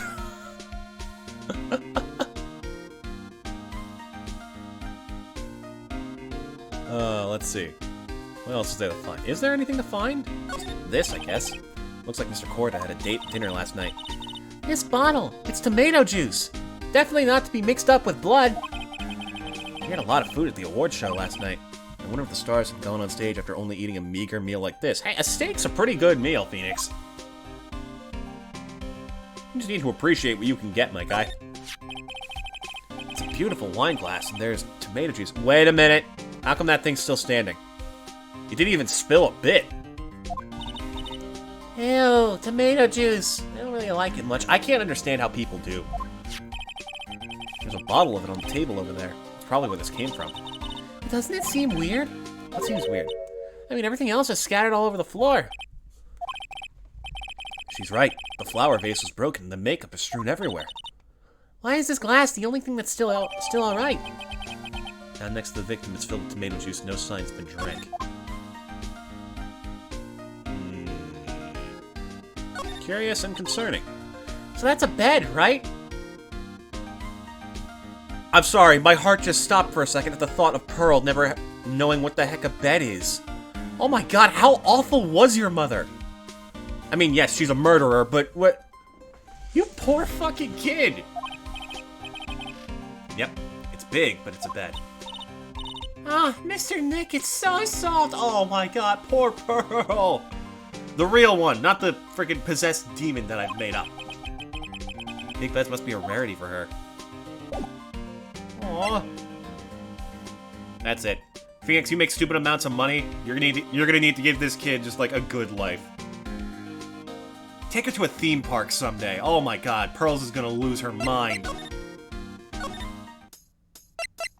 I'll talk to you later. I believe we need to talk more with other people. Oh, Mr. Right! It's me, I'm back. I was looking for Froggy. Ah, Mr. Powers, have you been here the entire time?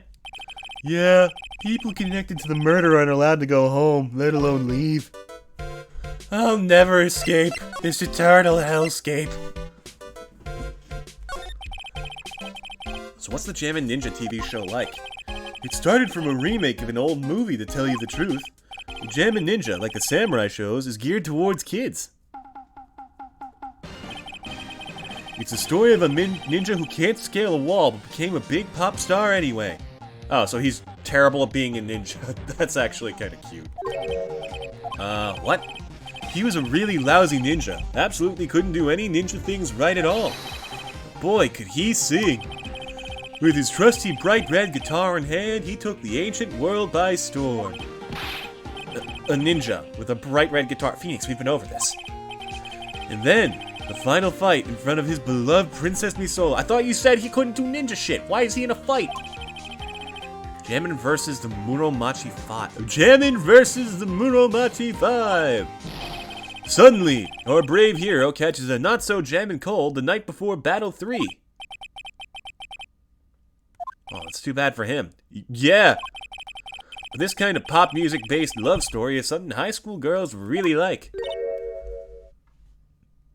What Yes, Pearl? happens next? I want to know. Jammin' Ninja, will he be able to sing? What about Princess Misola? Oh my god, she's already addicted. Every Sunday at 8 a.m. Well, not anymore.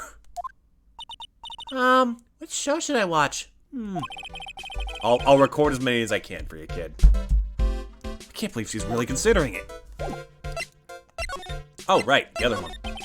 Can you tell me a little more about the Nickel Samurai TV show? Yeah, that does seem more my style. The Nickel Samurai is an action hero program aimed towards kids. It's the sequel to the Steel Samurai. I see. Oh, his pants have waves on them. This time there are 3 samurai brothers. Aluminum Samurai, Tin Samurai, and of course, the Nickel Samurai. It's a Love Y in Neo Old Tokyo. I see. Wait. A love what? A Love Y.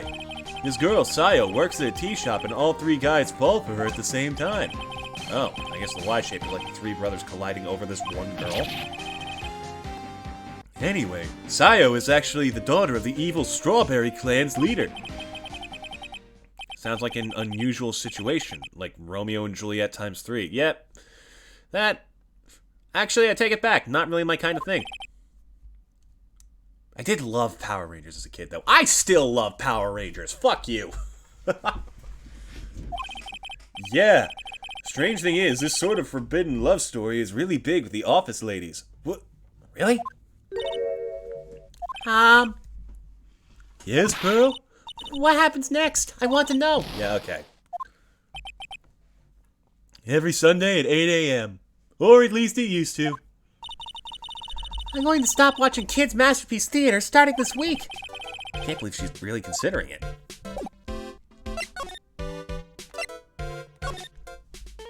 Alright, you. My dear Hammer died a year ago in that dreadful murder. And only recently did I find a star that makes this heart go ba-dump again. I don't know what to say. Your heart's still beating? I can barely tell. I ask you, why does every star I cheer for always end up kicking the bucket?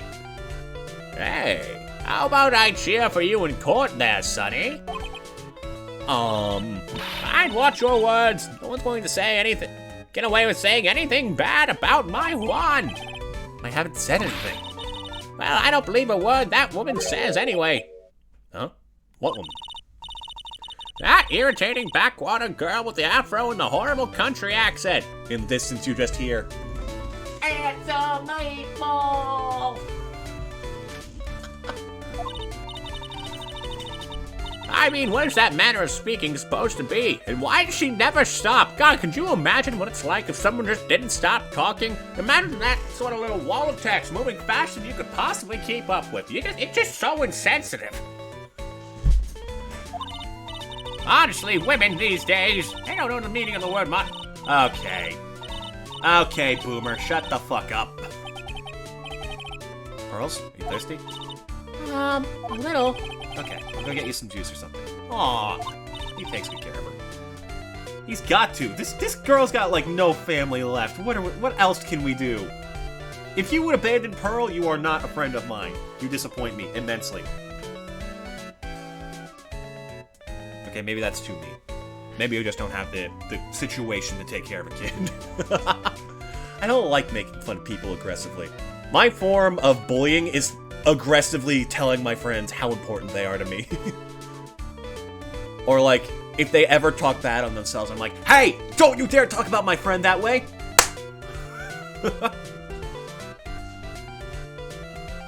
Thank you very much. Hey, are you paying attention? Youngins today. So I'm guessing Miss Oldbag heard everything from Lotta. I want to ask you about what happened around the time of the murder. Oh, I don't know anything about that. I was here getting ready. Getting ready? For what? A show, of course. Well, and the press conference afterwards. Cue mysterious music for the magical press conference. Ooh. Wait, hang on. Shit, nah, I won't bother. I could probably pull up like a freaking, like a stock sound effect, but that'd take too long. Anyway, I don't know anything about the murder. Ah, I see. But I know something about a murder. Yours! Oh my god, it's just a freaking transponder snail. Oh, I love transponder snails.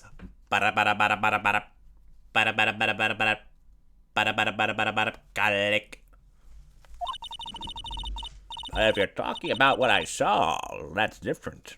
I saw it very clearly. What? I saw the most important moment of the night.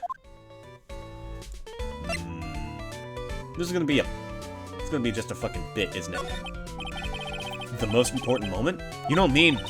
Oh, so now you treat me with respect, you disrespectful child. When you speak to your elders, you should always be polite. Really, kids today. Please tell me, what did you see? Oh, no. Oh, dear Lord. There's 4! The murder last night was gruesome, wasn't it? But then what murder isn't? Please don't stray onto another tangent, please. If you want to hear more, then show your respect and bring this lady a present. Oh, God.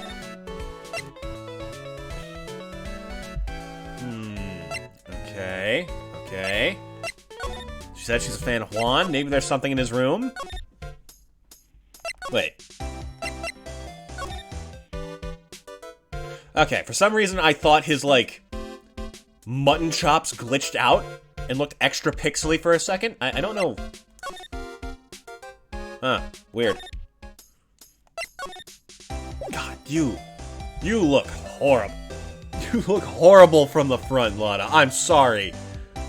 You look so much like a frog, it's not even funny. Just a frog stuck in a meatball. Why would you do this? Said the frog. Now we shall both surely drown. Long, said the meatball. Lamau. We didn't actually check this room very thoroughly, did we? Whoa, that is a hell of a spear. And a sword? Tool wielding a spear and a sword would be very impressive. Sounds like something... I wish I could learn, like, how to handle weapons. Like, not even for actual combat, or even self-defense, just because it's cool, and it'd be a good way to stay fit. There's some samurai-looking clothes on the sofa here. I think that jacket-looking thing is called a happy. You know, if you're happy and you know it. God. I was gonna make a freaking bit of, like, the demon breaking out during the back half of that, but I couldn't think of anything. Eat a soul. I don't know. So dumb. Whatever it is, I'm sure something like that would make a great souvenir. Hey, stop thinking like Maya, Phoenix. Don't go yanking it.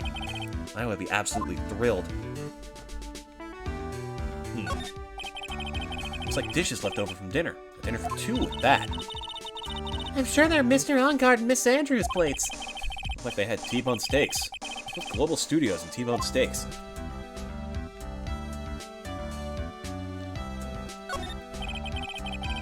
That's the bedroom over there. That's a bed? Wow, they have really big beds here.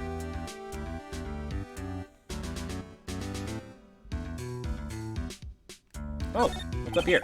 It's probably Mr. Ongard's suitcase. For someone who is only going to be here for the award show, this is a lot of stuff. Looks like he's about 3 days worth of clothes in here. Stars really are different from us, aren't they? But why? Alright, let's take a look.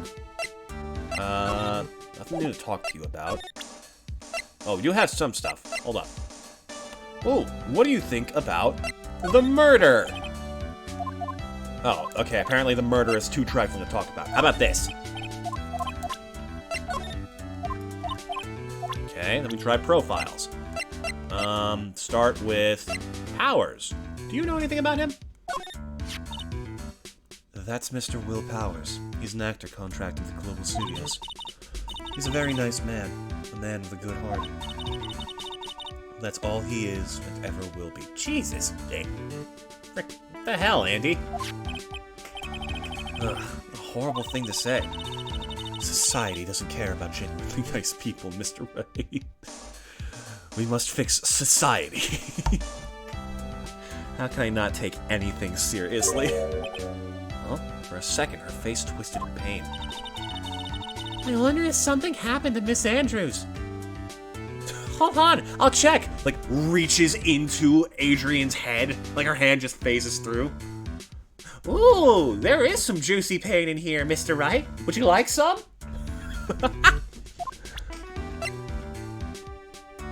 Wada. Nope. Okay, what about this guy? Did you know the victim, Mr. Corda? Yes, I knew him. The world is such a small place, after all. Did you know about his rivalry with the Nickel Samurai? Honestly, we were like children when it came to that. Time and time again, those two competed with each other over the most trivial things. If either one of them wasn't so stubborn, then maybe no one would have needed to die. I got a hunch that this woman knows more than she's letting on. She must know why Juan Corda was killed. What about your boss?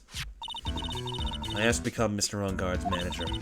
He's a pleasure to manage with his nice disposition. Mr. Engard does seem like a rather weak-willed man, always doing as he's told. Frickin' girl boss over here.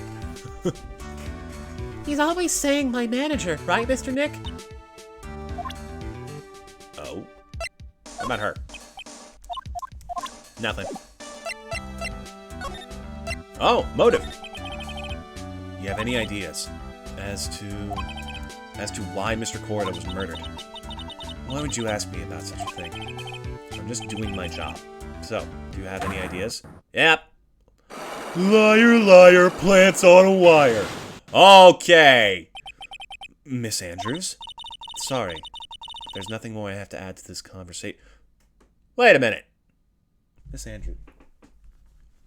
There's no way. Is Misandrew a word? Oh! Misandry. Dislike of, contempt for, or ingrained prejudice against men. You mean just being based as fuck? That? Okay. Sneaky pun. Sneaky pun. I'll give you that one game. I didn't catch that.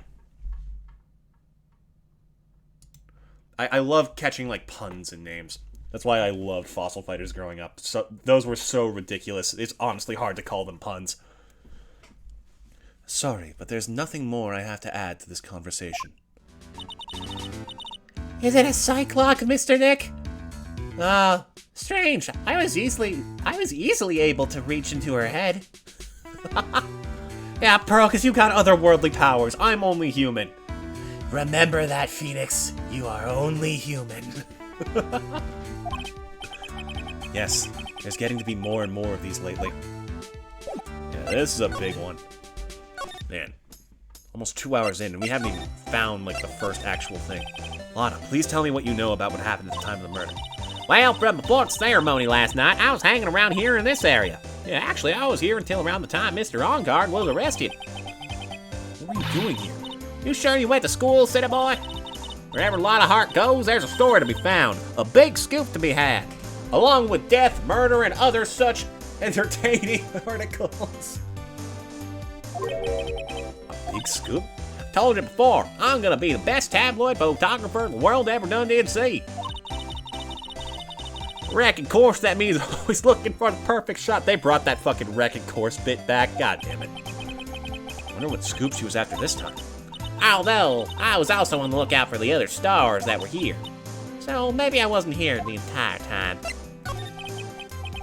Lana, you sure you weren't here the entire time? So you could take a picture for your big scoop? Well, maybe I was, but that's what real journalists do. I got some juicy inside info, so I thought to myself, why not get a picture for proof? What kind of story was it that you would hang around here? Oh, again! Okay, at least it's an easy one. Jeez. Oops, sorry, Mr. Lawyer. Can't be telling you that. Trade secret, you know. Not again. Why does everyone have something to hide? Even stopped, haven't we? Yeah, take that, Mr. Lawyer. Video game mechanics, Phoenix, right? Glad someone around here is happy. Ms. Lotta and your eye rule smile. That's my favorite video game kingdom. I rule. God, this is so dumb. Okay, so what can we do here? Oh, we can show him this. So about this wine glass. Ah, so you noticed it, pal. The whole crime scene was a mess, but this glass was the only thing that was untouched. Gumshoe's actually not that bad at being a detective. He gets a lot of shit, but that's just because he does the right thing. You noticed that too, Detective Gumshoe? No, actually, Miss Von Karma noticed it first. God damn it. Yeah, Pearl's noticed it before me too. Hey, wait a minute. So, does that mean Miss Von Karma's here at the hotel? Yeah, she's around. Man, you're gonna be in so much trouble, pal. Especially if she catches you in here. Well, you can bet the instant I see her, I'll be running the 1,000-meter dash. Oh no! She's coming! Duck for cover! What's that beeping noise, Mr. Nick? I've heard the sound somewhere before. It's Miss Von Karma. Huh? For some reason, whenever I hear that sound, she pops out of nowhere and whips me. Come to think of it, that's exactly what happened the last time. Sorry, I gotta make myself scarce. Later, pal. Yow! Uh-oh. Well. Hey, Franny. At last you reveal your true nature, Mr. Phoenix Wright. Would it be too much to ask you to be nice to me for a change? So, you're the type to steal information from pitifully hopeless detectives. That's very dishonorable of you! Ow! Hey, don't you dare run away, Scruffy McTrenchcoat! I didn't think the detectives of this country could be this pitiful. Ah! Detective, come over here for a second. Meow! It's so ridiculous. Oh, she's not done. I have tasted blood, Phoenix Wright, and I am not yet finished. I feel better knowing at least you were man enough to face your punishment. He was so scared he just froze up on the spot. Mr. Phoenix Wright, you soiled my perfect prosecution record. I will never forget that. This time, victory is mine. Victory is yours? Is that all this means to you? What? Come, Scruffy. The investigation briefing is about to begin. Yes, sir. Ow. This isn't over yet. I swear on my family's honor. Ow! What'd she throw at me now? What is this? Well, I guess this means I gotta go back to the precinct now, pal. If you ever need me, come down to the Criminal Affairs Department, alright? If you can, try and let me rock on see you. Oh no, he's been hit too many times. Gumshoe, hold on! Oh! Monster Hunter Rise, based. Okay, what did I just get? It won't let me check it. Oh, there!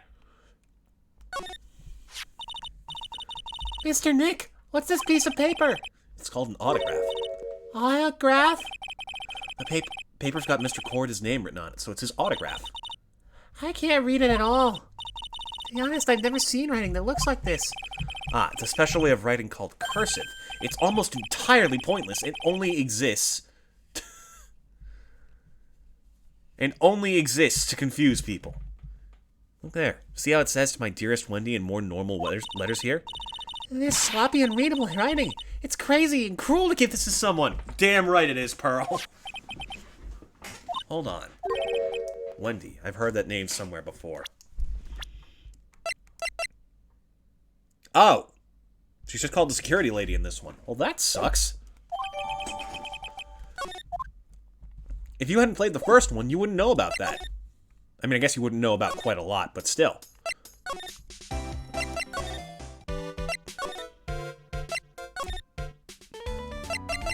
Alright, I think this is our first step to getting things solved. Oh, right, we have to do the... What'd she just say? Something about measurements? Oh, did you scout this place beforehand? So the murder was here about 25 paces of a 32-meter room. Are you getting any of this?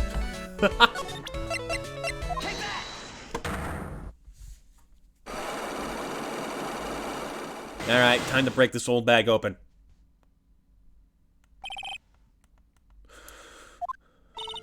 Alright, I'll be honest with you for now. And please, tell us what you saw. Oh, what a waste. And here I have a perfect good chance to have a little fun at you youngins' expense. I am a little devil, after all. You want to see a devil, miss?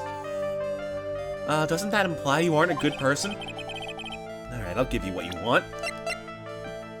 For Wendy Oldbag. That's Juan's autograph. Yes, it is. And it even says to my dearest Wendy on it.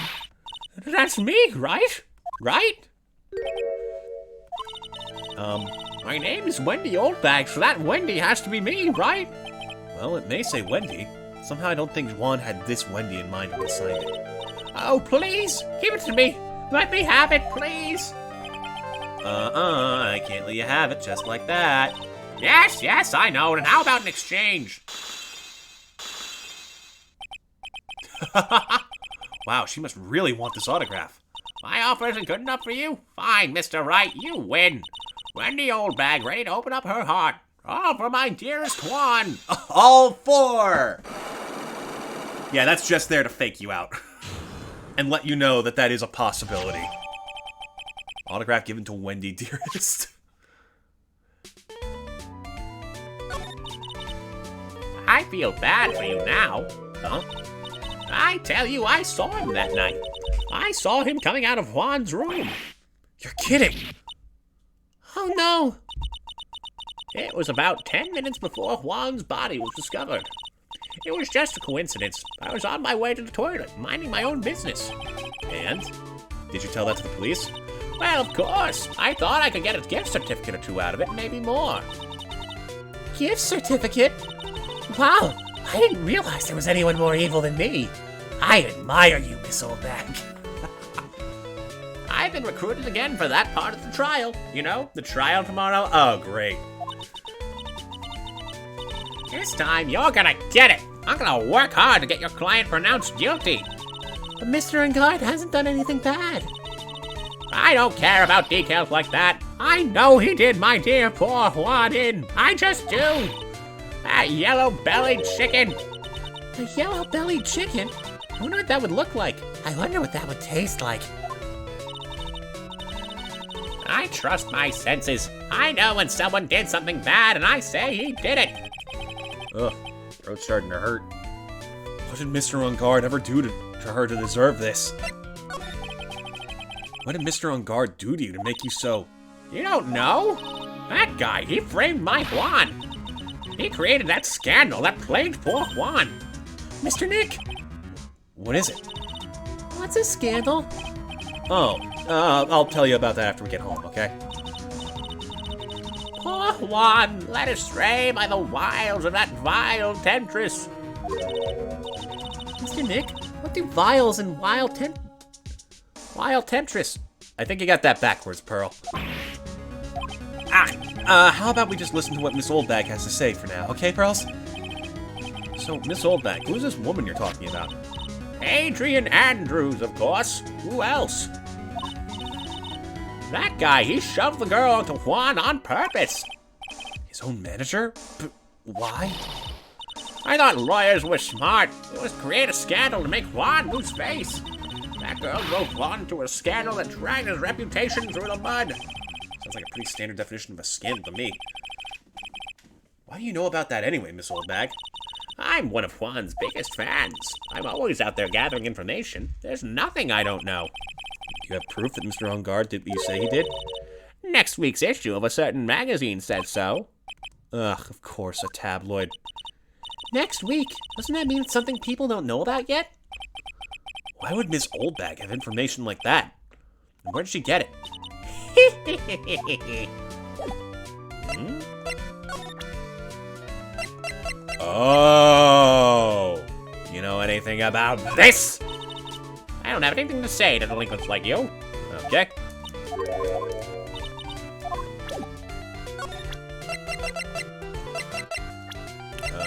You know Lotta?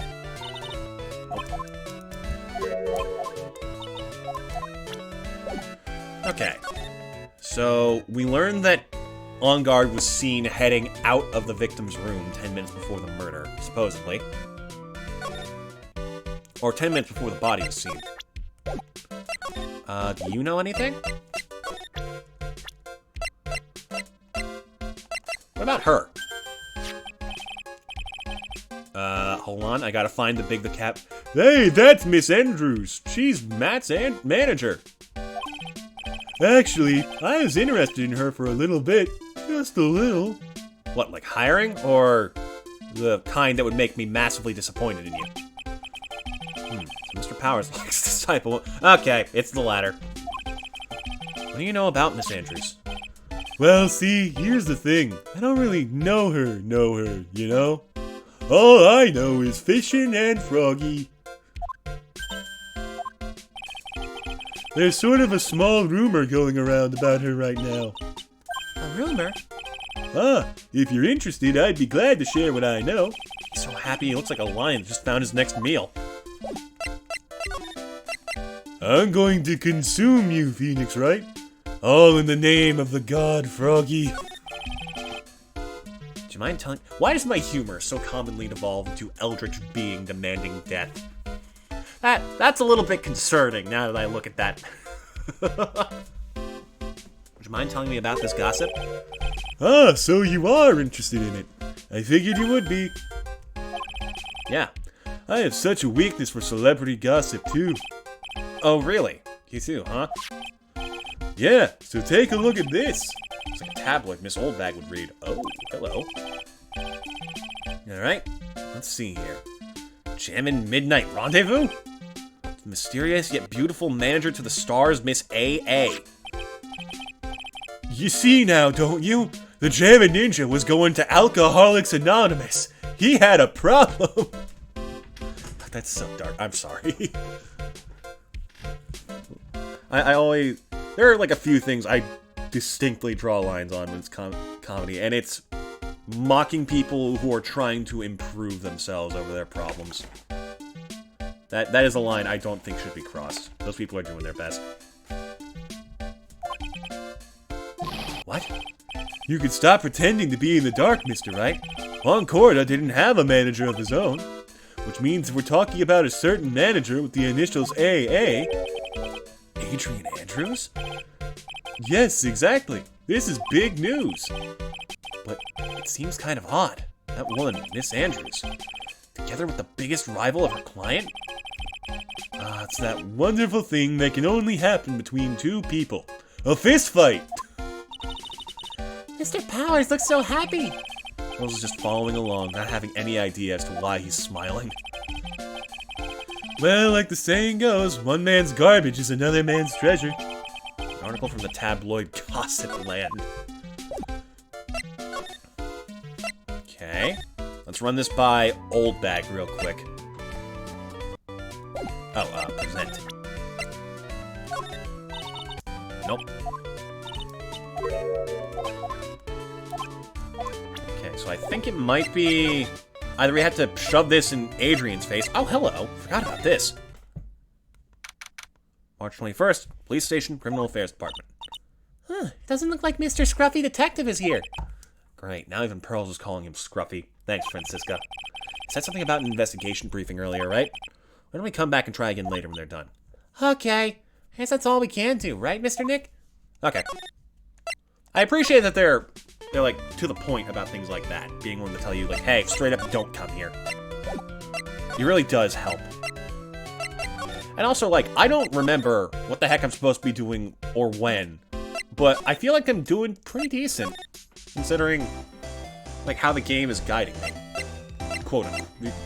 God, there it is again, quote unquote. What is with me? So, Adrian. Adrian! Okay, she has nothing to say about it. Let's go to the hallway. I think she's like the last one we need to talk to. What do you have to say about this? I told you how many times now? I'm a journalist. I got so much info running laps in my head, I forget things here and there. Please don't get so worked up over this. Ha! I don't care if you beg me. The extra tough on kids, that's this gal's motto on learning youngsters. Oh my god, Lana, no! Beat the demons out of him! What is this stream turning into? Is this what happens when I actually have, like, the right to be myself while no one's around? Oh my god.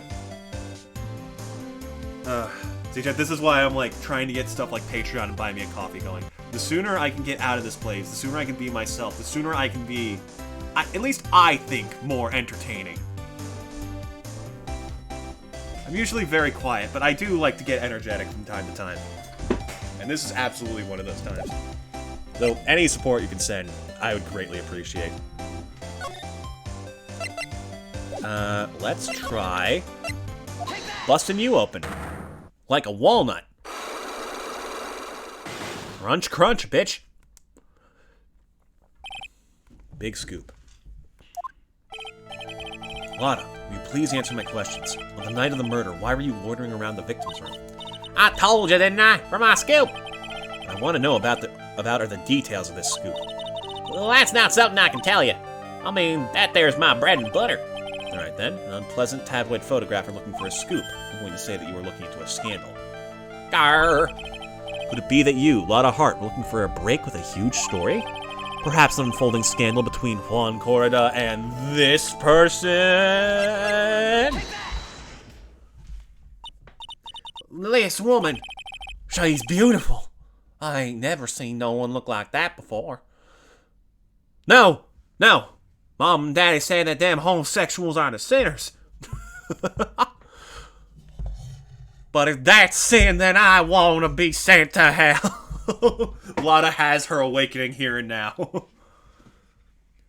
She's Adrian Andrews, Matt On Guard's manager. Nickel Samurai's manager, caught secretly meeting with his rival, the Jammin' Ninja. It would be the hottest story of the season, wouldn't it? Oh, god dang it. You're pretty good at this guessing thing, Mr. Lawyer. Well, you can't just make up any old thing and think it'll make the papers. You gotta have backup. Backup? Yeah. You gotta have that what's it, news source? You mean news source? That's it. Show me something that shows that Huang guy had something with Miss Andrews.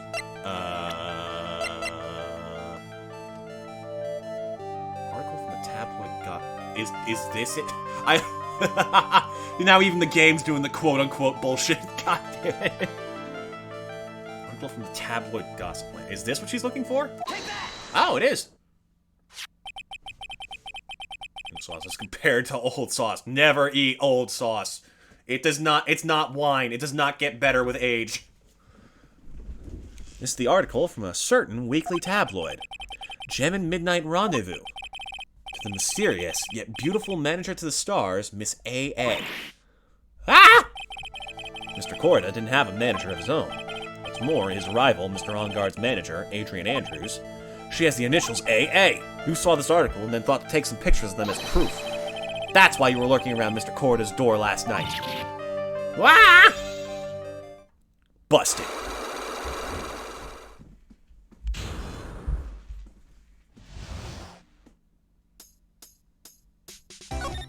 Spill it. You were looking into Mr. Oh, excuse me. You were looking into Mr. Corrida and Miss Andrews' affair, weren't you? I mean, it's not really an affair if they're just, like, interacting of their own free will, is it? Are either of them married? You know, now that I think about it, it might be an affair. I have no idea. You got it. I was gonna get myself a scoop of catching him in a secret meeting. There's already an article about it in one of the weekly tabloid magazines. It's no longer breaking news. What'd you just say? Her initials are AA. What kind of vague thing is that? That ain't no proof of nothing. People are gonna want to see real proof. Well, at least I do. That's what I was doing. Getting photos. Oh. I'm gonna whip up the reader's interest with some gossip and a little misleading. And spice it up a little and have myself an exclusive story. Wow, a lot of nice journalistic integrity you got there. I already finished writing up my spicy article, you know.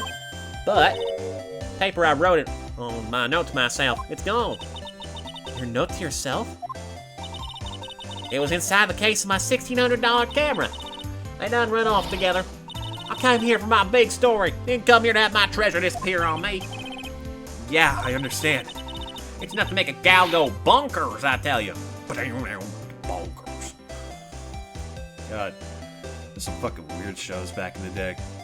Wasn't that supposed to be like Disney's answer to Animaniacs or something? Or was it Bunkers? I don't remember.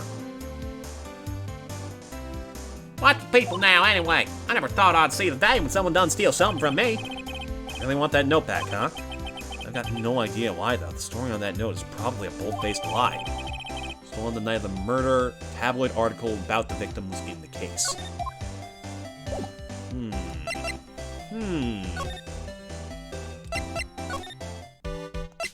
Oh, I think I know what we gotta do. Now, if we tell her this, she's going to be livid. Oh.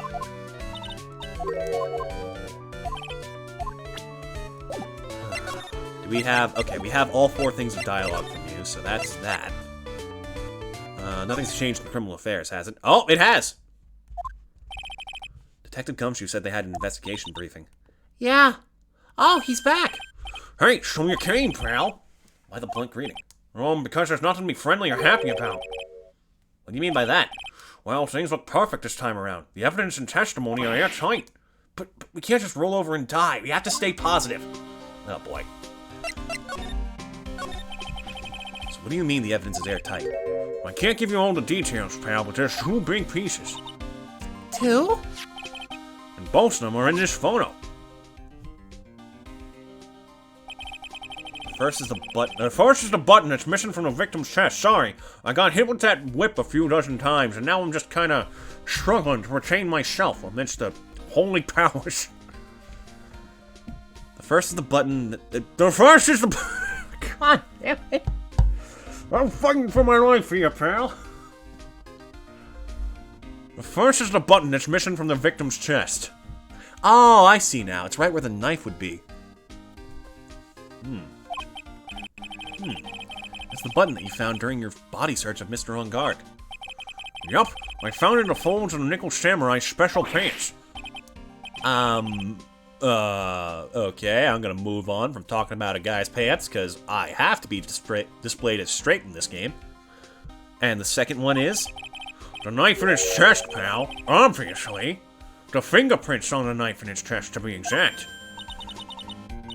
Fingerprints? Whose are they? You didn't even have to ask, little missy. It's obvious. They're Pat Onguard's. Tomorrow's trial. Talk about being stuck between a rock and a hard place. So what about this airtight testimony?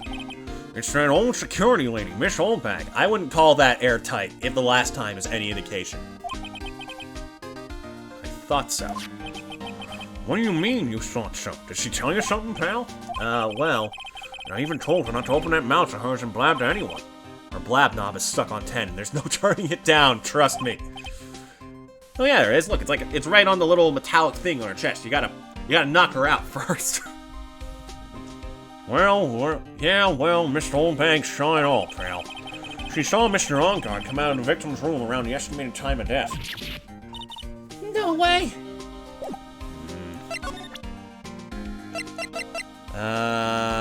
Now what do we do? What about this? From call leaking info to you here in the precinct, my neck's gonna be in a ringer, pal. Your neck? No. No, I mean my neck is a joke. My neck, my back. I'm not gonna finish this joke. Yeah, ask me about things that only have to do with the case only. Alright, pal? What about the guitar case? Oh my god, it worked.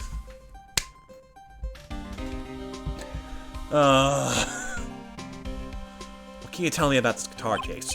Oh, that case. Okay, real clever use of wordplay, pal. You got me on my own bullshit. I gotta talk. This is just what I heard, pal, but that's the German Ninja's signature item. But the guitar wasn't in his hotel room. Yeah, we looked for it too. It's not normal for a person to forget to bring the most famous item to an award show. It's starting to sound like that red guitar is related to this case after all. What about this? We're pretty interested in this bit of gossip ourselves. Yeah, us police officers following a completely unfounded rumor in a tabloid article. Man, this game can be realistic when it wants to. The scandal with Mr. Corda? Why? Well, 2 years ago. Oh! I forgot how dark this got. A woman committed suicide. It is time to stop joking, motherfucker. This is a dark matter. Suicide. Her name was Celestine Pax. She was Juan Corder's manager. The victim's manager? But that's not all, pal. Miss Pax was Miss Adrian Andrews' mentor. She taught Miss Andrews everything she knew about the business from square one. Her mentor. A woman who was both Mr. Corda's manager and Miss Andrews' mentor. Her suicide had something to do with this case? You wanna know more about her, pal? You thought I was joking. We are not joking about suicide. This is way too serious. No. This is not a matter to be taken lightly. Even I, a creature from another planet. Nope. No jokes. She was the victim's manager, and she was also Miss Adrian Andrews' mentor.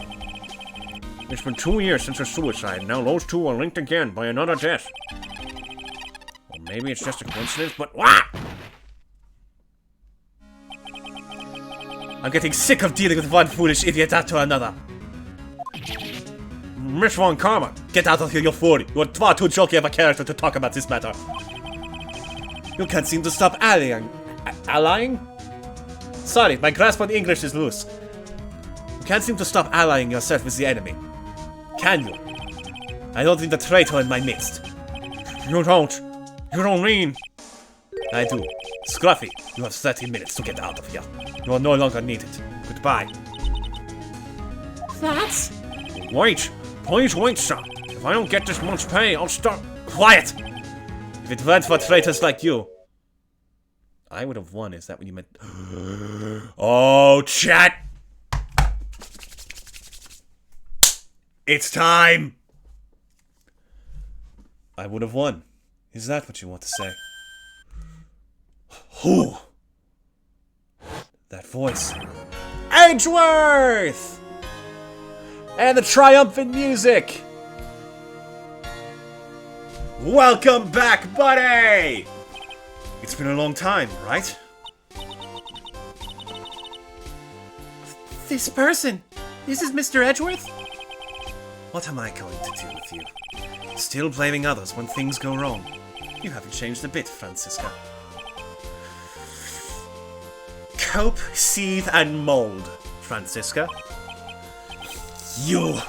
How dare you show your face to me without a shred of shame upon it! You soiled the Von Karma name, dragged it through the mud. You even ran away with your tail between your legs like the ill-bred dog you are. Are you talking about the Von Karma family creed? To be perfect in every way? Then let's hear it, Francisca. How are things going? Oh, shit! Fucking get her, Edgeworth! I hear you're having a rough time maintaining perfection in this country. Sorry, jet lag. I'm currently trying to get back into this voice without entirely losing it. You seem to be getting crushed under the weight of it all. That's why I came back. Keep your assumptions to yourself. I haven't given in yet. I won't lose. This case is mine. I'll never hand it over to you. Never. Mr. Phoenix Wright, I will see you tomorrow in court. It will be a clinical lesson on the meaning of total victory. Still the same wild mare she always was. Oh, Edgeworth, it's good to have you back. I thought you, the prosecutor's Miles Edgeworth, had gone and died! Mr. Nick! I never wanted to see you again. I think that's enough for a warm welcome for someone you haven't seen in a year. Oh, just kiss me already. You going to run tomorrow's trial? You heard her, right? That wild mare hasn't given in yet, it seems. So no, I don't think I'll be making an appearance. Your hatred for me is quite unhealthy, not to mention one-sided. But I will say one thing. You can't win on your own at the trial tomorrow. What's that supposed to mean? I have something definitive that you lack, and working together is a definition of teamwork. It's the power to find the truth. There you go, he's learned! He's a new man! The truth? In order to understand this case, you have to understand a certain truth. Well, If you ever feel the need for my assistance, it's available to you. I'm not in charge of this case, so I can be a bit more generous with information. Just what is going on inside his head? And his pants. God. A lot of things may have happened. However, Manfred von Karma was still my mentor, and a perfect win record is proof of von Karma. 1 year ago, you could not establish guilt in a few cases. Are those losses the reason you suddenly disappeared from the prosecutor's office? Did you leave because you had lost your perfect win record? I think your motivation for prosecuting trials was so selfish. It would have been better for everyone if you never came back from the dead, Edgeworth. Jesus, Phoenix! I see. And let me ask you something. Why do you stand in the courtroom? What is your reason? Well, with Francisca, she almost always says, "I have a defeat for this time, the instant she sees me." But the courtroom is not a personal battlefield for prosecutors and lawyers. I stand in the courtroom to defend my client, to save their lives. To save your client, you say? Those who think only of their own ego-driven goals. Those kind of prosecutors are reprehensible to me. This is really just turning into intense anime scene, huh? Even if you're a prodigy, or someone like you, Edgeworth. It looks like there's still a lot you have yet to learn. A lot I have yet to learn. Me? Well, that's enough for now. The time when you will see is coming soon enough. Edgeworth, what do you know? What about this? I have no interest in talking about useless evidence. Put a little more thought into what you showed me, Phoenix, right? Still as stuck up as ever. Let's see. Okay, and how about the murder scene? No, that is useless evidence, Phoenix. What are you talking about? Also, what has happened to this place? There are like 7 more demons than there were when I was last here. Phoenix, what have you done? Oh man, Edgeworth, the lore has evolved into something else. Okay. And what do you know? Oh! He said don't talk to the police. Edgeworth isn't on this case, or police. Maya. You're looking into leads. We can only look into a few key players with our limited resources. There's no reason for us to waste our energy investigating this person. What do you mean? She's gone! Why don't you just tell it to me straight and say I don't have any info? Gumshoe. No. Oh, no. Okay. So, what do you know about Franny? Really? Nothing?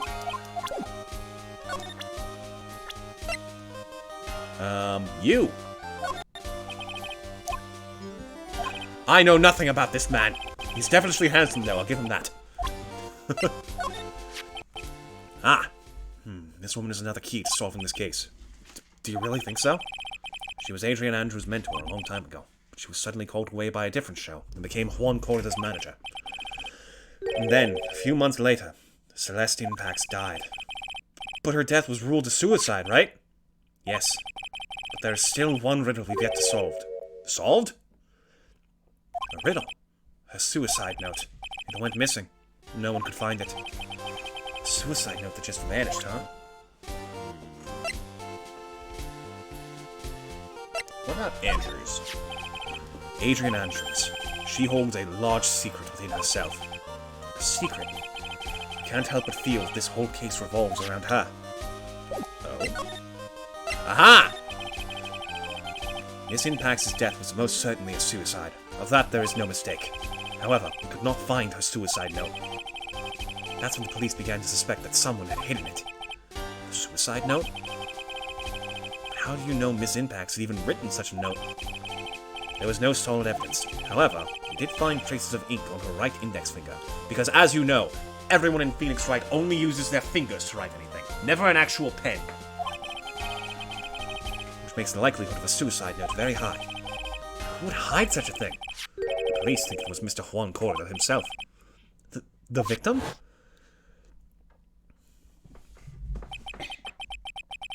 Ah, excuse me. A little bit stuffy. He was the one who found her body, which makes him the only person who had a chance to hide her suicide note. Mr. Corda hid his own manager's suicide note? But why? As long as her nose is missing, any speculation beyond this point is meaningless. For now, I think you should look this over. This is the suicide report. Part 1, anyway. Part 1. C-Celeste impacts found by Horn Corridor. Oh, no further investigation than that. Okay. Well, that's all 4 dialogue things from him. Does this mean we have enough to approach her? Ooh, do you know anything about this? Nope. Okay. Well, let's go try Adrian. We might be missing something, but it's the best plan we have. I really wish we just had a full list of all locations, not just, like, moving between them. It's very tedious. Looks like Miss Andrews isn't here. Oh, that's a sign. She has that psych lock on her heart, right? Well, we don't have much of a choice. Guess we'll have to come back later. No, I think she's in the other room, if I remember correctly. Maybe I remember wrong. Nope. Okay, so we are missing something then.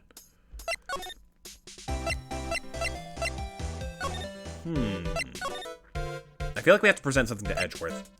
That I just didn't and forgot to. Yeah, I love the triumphant music. So good. Okay, so what about Matt? While I was abroad, these deplorable types of actors became popular, I take it. Well, refreshing like a spring breeze is his motto. Refreshing? And what is so refreshing about a spring breeze? Sounds like the pollen is not treating him well this year. I was just gonna say! Phoenix right. What about Juan, then? There's an interesting rumor about this man. You mean the one about Xandru's getting close to him? That's pretty common tabloid fare, isn't it? I don't take things at face value when there's more to be found. What about Andrews herself? Adrian Andrews, she owns a large secret. This whole case revolves around her. This? I don't like to look through reports. I like suicide reports even less. Most of all, the reports that have multiple parts like that one. That has 2. 2 parts? What you just handed me is the first part of the report. Here's the second part. Why didn't you just give me that? The second part of the report is about an attempted suicide. The attempter's name... It's Adrian Andrews. Here we go! God, this case is so fucking engaging from the... just at every point. It's like you start off with freaking Maya getting kidnapped. There's a murder. You have to prove him innocent. But the guy he killed has an affair with the murderer's manager, who also knew the victim's ex and was taught by her and then also tried to kill herself. It's so hard to keep up with, but it's so... I'm engaged. It's good for my ADHD-ass brain. She tried to kill herself? She doesn't seem like the kind of person to try to kill herself, though. You think she's a strong career woman. That's just what she wants you to think. Adrian Andrews. She has a certain secret she's always trying to hide. A secret? Her dependent nature. That's what she's really like on the inside. Miss Andrews? Dependent? Talk about the exact opposite of what that woman is. Aha! That's right, they can swap out other little bits of dialogue. I totally forgot about that. It says about Miss Andrews having a dependent nature. Adrian Andrews' attempted suicide was a few days after the death of Celeste in Pax. And why did Adrian Andrews think about committing suicide? Because she had apparently lost her will to live. Lost her will? But why would she? There you go. Her pillar of strength, her mentor Celeste in Pax, was gone forever.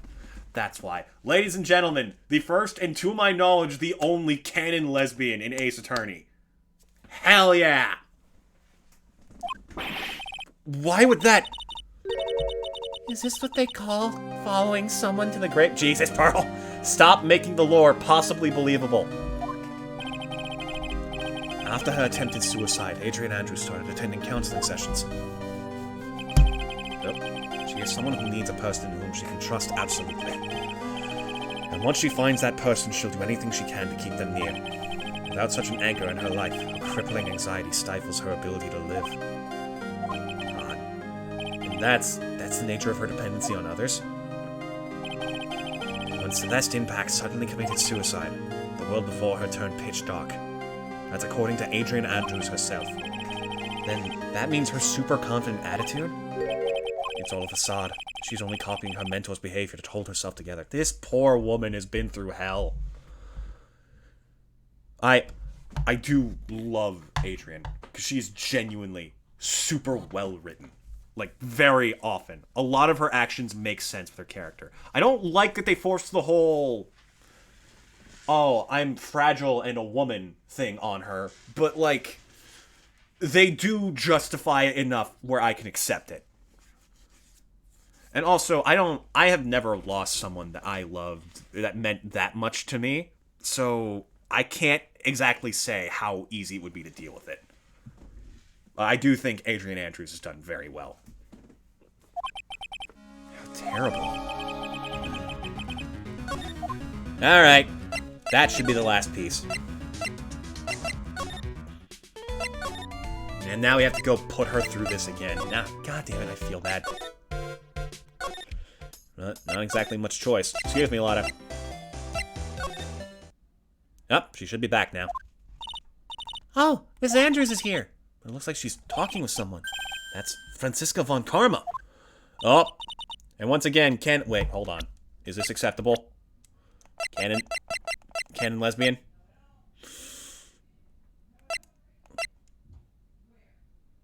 It's better than the frickin' circus case. Miss Von Karma? What are you doing here? Well, you see, I'm his lawyer, so... You've got some nerve following me around. Following you? That's you, Miss Von Karma. You're the one doing the following. Pearls. You're always following that Mr. Detective with the little beard. Me? Following after Scruffy? Don't make me laugh. Let me show you something interesting, little girl. Oh my god, she has it bugged. Beep, beep, beep, beep, beep, beep. What is that? An electromagnetic receiver. I planted a tracking device on that detective. And with this, I know that fool's every move. So that noise we heard was this receiver. I feel really sorry for poor Detective Gumshoe now. Now then, let's stop wasting time. Adrian Andrews. Yes? Think hard about what we just discussed. Understood? Alright. What were those two talking about? Miss Andrews. She seems a little dazed, doesn't she? Hello. I'm sorry to do this to you. But, we need to put you through your trauma again. From the start. So sorry. It's plot related. If I could choose not to do it, I would. Not really an option. Why was Juan Corrida murdered? If you ask me, I think you know the reason he was killed. Why are you hiding things? Don't you realize you're putting Mr. Ungard's life in danger by your actions? Why do you ask questions for which I have no answers? The truth is, I was not that close to Mr. Corrida. We're not that close. That's right. I've never been good at being intimate with another person. You're not good at being intimate with another person. Somehow I highly doubt that. Because of this tabloid gossip article that says you were in a relationship, even though we have almost certain proof that you are in fact not into men. Take that! You and Mr. Corrida had an intimate relationship, did you not? A silly third-rate tabloid article. If you even had half your wits about you, you wouldn't believe such rubbish. Well, it seems quite a few people have already bought into this story. As to be expected in a world filled with crooks and liars. Note to self, stay on her good side. In any case, I despise interpersonal relationships like that. I see. However, if there was a need for you to get close to someone, for me, you need to get close to Mr. Corrida, as if there was ever such a need. You can get close to Mr. Corrida for this person's sake? I don't fucking know. Matt? No. For Celeste. I think. Unless they're gonna do the thing where, like, Matt's the obvious one, so you choose that first and then go for the right answer. But I don't think so. Aha! Celeste Impacts. Your mentor. How do you know about Celeste? Oh, first one down. Ms. Impacts. She committed suicide, didn't she? And it looks like no one knows why. Uh-oh, she's sweating. Right before her death, she was Juan Corda's manager. Phoenix, do we really need to do this? So I believe you got close to Mr. Corda so you could find out more about her suicide. You have a great imagination. You may have a future yet as a slimy muckraker for a putrid third-rate tabloid. Miss Andrews? There was no mystery surrounding her death. None. It'd be pointless for me to force myself into a relationship for nothing. Is that really true? Is there really no other mystery at all? I don't believe you're completely at ease with the way her suicide was resolved. Because... the suicide note was missing. Miss Impacts' suicide note was never found, was it? It looks like the police were under the suspicion that someone had hidden it. Like maybe the person who discovered her body, Mr. Corda. Juan? And, Miss Andrews, I believe you thought the same thing. That is why you became intimate with Mr. Corda. Oh, another one. I've sat by quietly and listened to your insulting ramblings long enough. It's true that Celeste was my mentor. However, allow me to say this again. It had nothing to do with me. I didn't even know that her suicide note was never found. I'm a person who doesn't care about what goes on in the lives of others. That's the impression you'd like to give. However, I don't think that's who you really are. What? I have evidence that says otherwise. This is proof that Celeste Impacts was someone very special to you. Take that! You tried to follow her. Miss Andrews, you nearly went through with it too, didn't you? Went through with what? Ending your life. Miss Andrews, you look and act like a very strong woman who has it all together. You don't ask for anyone's help, relying only on yourself. Yes, I've been very independent ever since I can remember.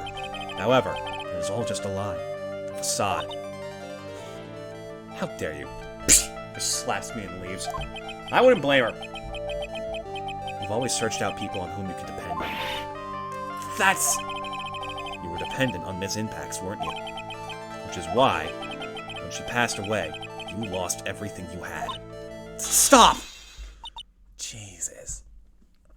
I feel awful. When Celeste passed away so suddenly like that, I died a death of my own. No matter how hard I tried, I couldn't stop thinking about what had become of her note. You must have heard about the police report. The one that said the police suspected Mr. Corda of hiding Miss Impacts' note. You heard about it and thought to recover it from him by getting close. Am I right? If that's the case, then everything changes. What do you mean?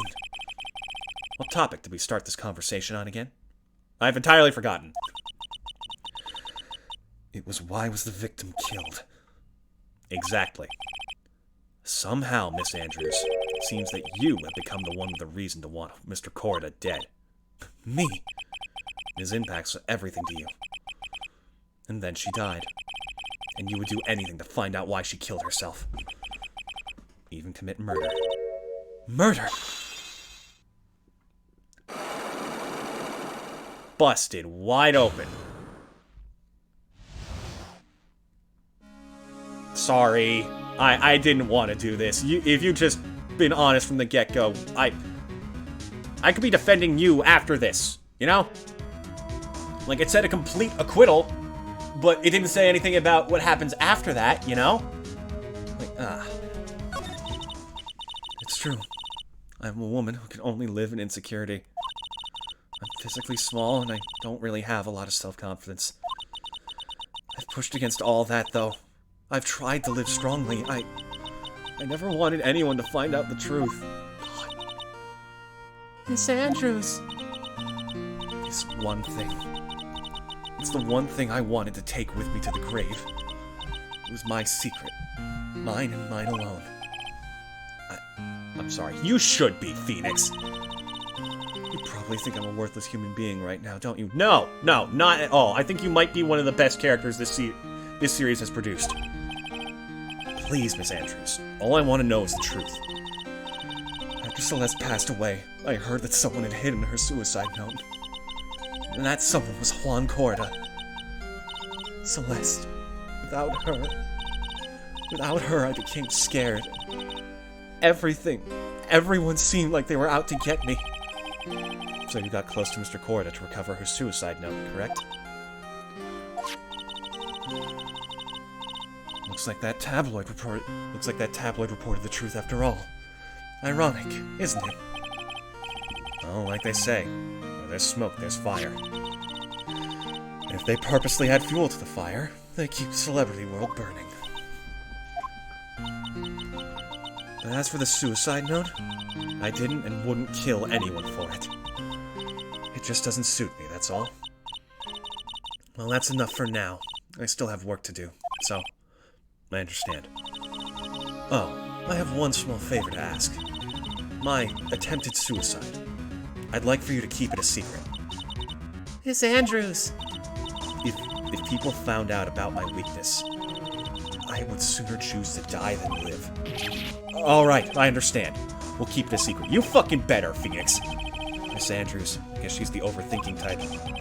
She probably never says anything without carefully thinking it through. Man, I could learn a few things from you. Thank you for your discretion. Mr. Nick, can I ask you something? What is it? Miss Andrews has been playing with that card in your hand since a little while back. That card? Yeah, I guess she has. Oh? Miss Andrews, what is that card you're holding? Huh? Oh, this? I don't quite know. It just suddenly appeared in my handbag. It's a seashell. What is it? It looks like a seashell? That's what it looks like to me, doesn't it? I honestly don't remember owning this card. I wonder where I picked it up from. You're not remembering something clearly? Sounds like it would be a rare occurrence. Oh, I must be off. I leave Mr. On Guard in your capable hands. God, that got heavy for a minute. That was fun. That was a fun character to voice. Barely even a voice, but still. Well, I think we've gathered about all we can. Oh, finally! What about Mystic Maya? Is she alright? Oh, Pearls, she looks so worn out by all this. She hasn't slept at all and has been walking all over the place with me today. This poor fucking kid. What's wrong, Mr. Nick? Let's go back to the office for a little while. You're really tired, right? Oh, no. I'm okay. Really. I'm fine. I really am. You don't look fine to me. I kind of wish they'd gone the extra mile and edited her, like, her model in this game. To show, like, her hair curls are, like, getting loose. She has, like, little bags in her eyes. Oh, that would be so sad, though. Here, let's head back. So, what now? Well, we did find one thing out for sure. Miss Andrews has a motive. You mean Miss Impax's suicide note? That's right. She was also the one to discover the victim's body. Clever. Beep, beep, beep. Ah, Mr. Nick. The transceiver. Hello? White and Coal offices. Mr. Attorney, you're not answering a phone. Maya! Where's Maya? As I promised, I have not gone within a few feet of her this whole time. That's honestly more respect than I would have expected from you. Yeah. Which is why I suppose she's absolutely famished. What? So I suggest you win a quick acquittal, my friend. At any cost. Wouldn't you agree? Wait! Maya! Let me hear her. Very well. Ask my... Maya, is that you? sis. Ask my sis. Maya! Maya, damn it, he cut me off! Mystic Maya said, ask my sis, didn't she? Sis? What does she mean by that? Come on, Phoenix. You're a hopeless one. Sorry. Ah! Hey, Mia. Mia! This is another thing that's incredibly clever. I have a message from Maya, so come, ask me anything you want about her. It's genius. They both can channel her. So Maya made a small message for Mia to see, channeled her, had Mia see it, and then told Phoenix to have Pearls do. That's so... Let's talk. How's Maya? She's safe, for now. That kidnapper is one to keep his word, it seems. I'm glad to hear she's safe. But Mia, how did you know? As soon as she was locked up, Maya called for me. I read the notes she left. Then I gathered as much information about her surroundings as I could. It's very clever. It's a very clever use of storytelling mechanics. Oh, I'm getting all freaking nerded up. I didn't know you could use spirit channeling like that. Pretty smart of her. Okay, writers, you don't need to pat yourself on the back that hard. The kidnapper. What's he like? I don't know. Apparently, Maya went to answer a phone call at the hotel and was drugged there. And? She didn't see the face of her attacker. Ugh. Maya's locked up in a very dark place right now. I'll tell you everything I heard when I was with her. When you were with her. Oh, here we go.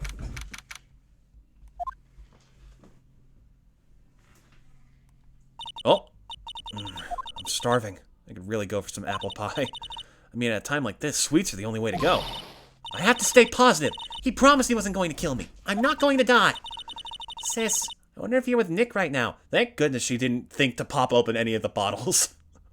Otherwise, this plan might never have happened. Hello? Huh? Someone dropped a card here. It kind of looks like a business card, but there's no name on it. The shell. The same one that Adrian found. It's a picture of a seashell, I think. A strange card. There's all sorts of things piled up here. There's all sorts of things piled up here. That's too dark to see. Oh, what? What the? Oh, thank goodness, I was starving. Just drinks the tomato juice. Blech. How did that... You know what? It's probably just UI. They didn't think it through that hard. Track, it's locked. This door's lock seems easy enough to open.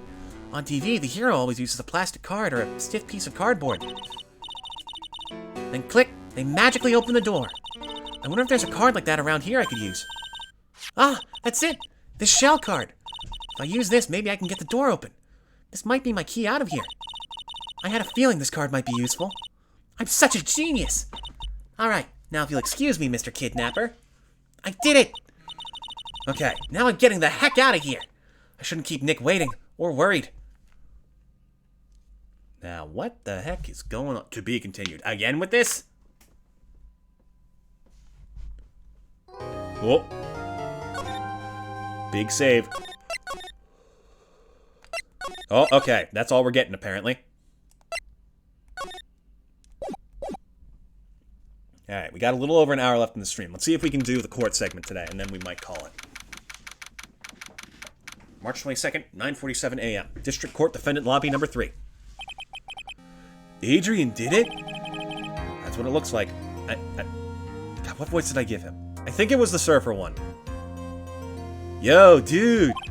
Dude, no way. That woman couldn't do anything like that. In court today, there will be a mountain of evidence that will implicate you. A mountain of evidence? Whoa! Can I climb it? I'm certain there's someone out there trying very hard to pin this whole thing on you. Please, Mr. Lawyer. Dude, like I said yesterday, I'm refreshing like a spring breeze, alright? I can't let any sort of scandal ruin that. I understand. Well, it's almost time. Oh, Mia's still here. Mia, we must get a complete acquittal today. I know, but I can't focus on Maya's situation right now. Or Pearl's either. No matter what, I have to focus on winning this case by the end of the day. Indeed. Well, let's get going. Uh-oh. Beep, beep, beep. It's him. This is right. Good morning. This is it, Mr. Attorney. The day of the trial. Maya, she's unharmed, right?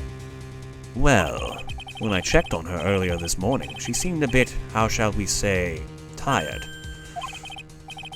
Don't worry. People don't die that easily.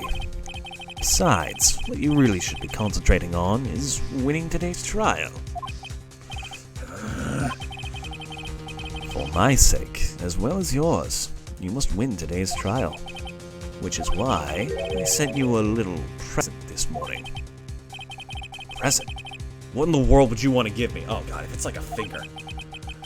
You'll figure it out once this trial starts. And even if you don't like my gift, I expect you to graciously accept it and win the day's contest, if you please. Wait! The kidnapper sent me a present? Mr. Lawyer Dude? Who was that? No one. It has nothing to do with you, so forget you heard anything. Dude, is your nose just getting longer? Oh, because he thinks he's lying. Okay, that had me confused for a second. Freaking... Wait, huh? Wait! What? Did anyone else see that? Franny was gone. Court is now in session for the trial of Matt Ungard. Are the prosecution and the defense ready? The defense is ready, Your Honor. Oh my god. No! I say, Mr. Wright, what happened to Miss Von Karma? I don't know, Your Honor. Why are you getting mad at me? Your Honor! Please be quiet, bailiff. Court is in session.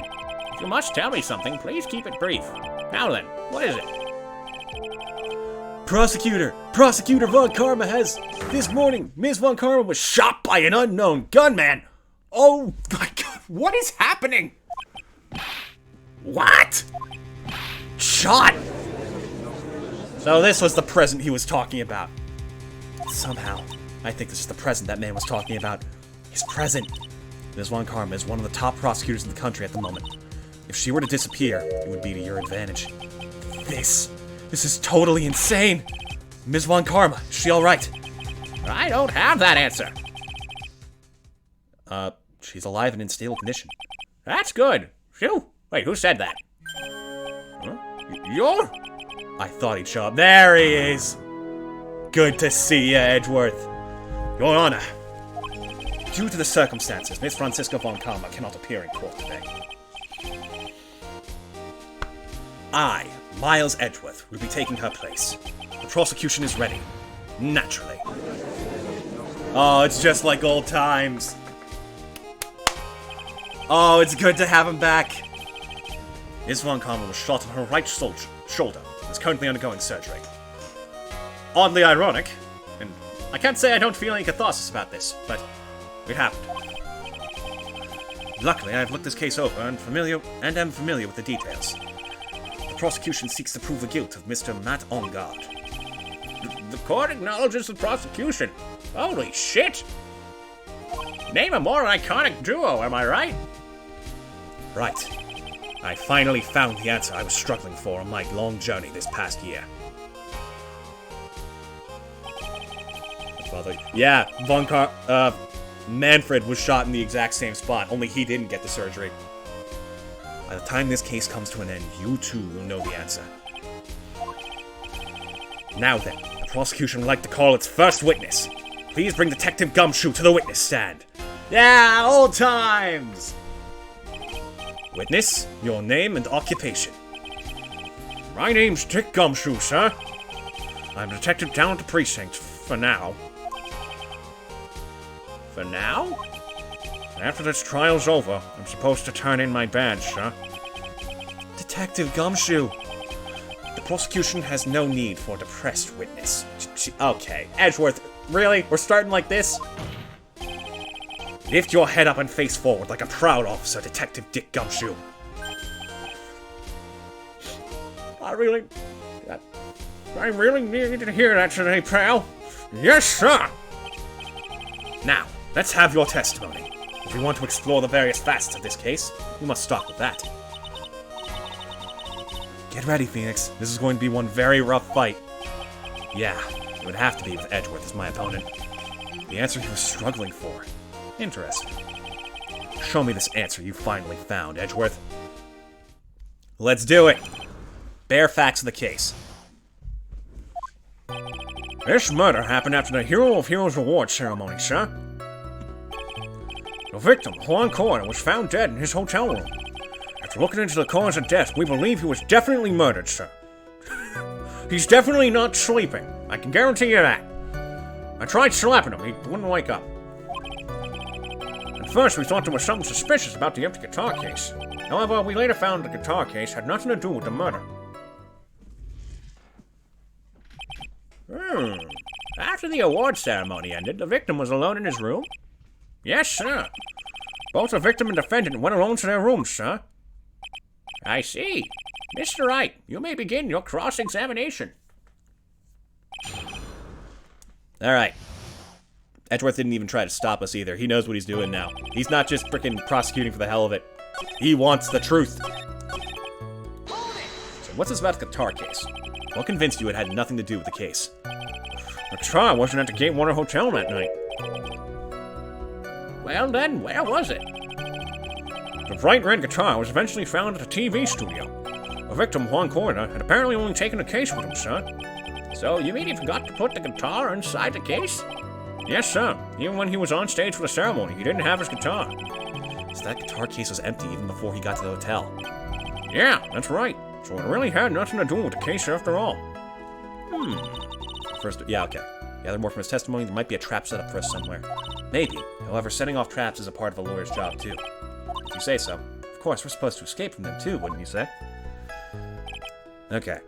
Press from the start.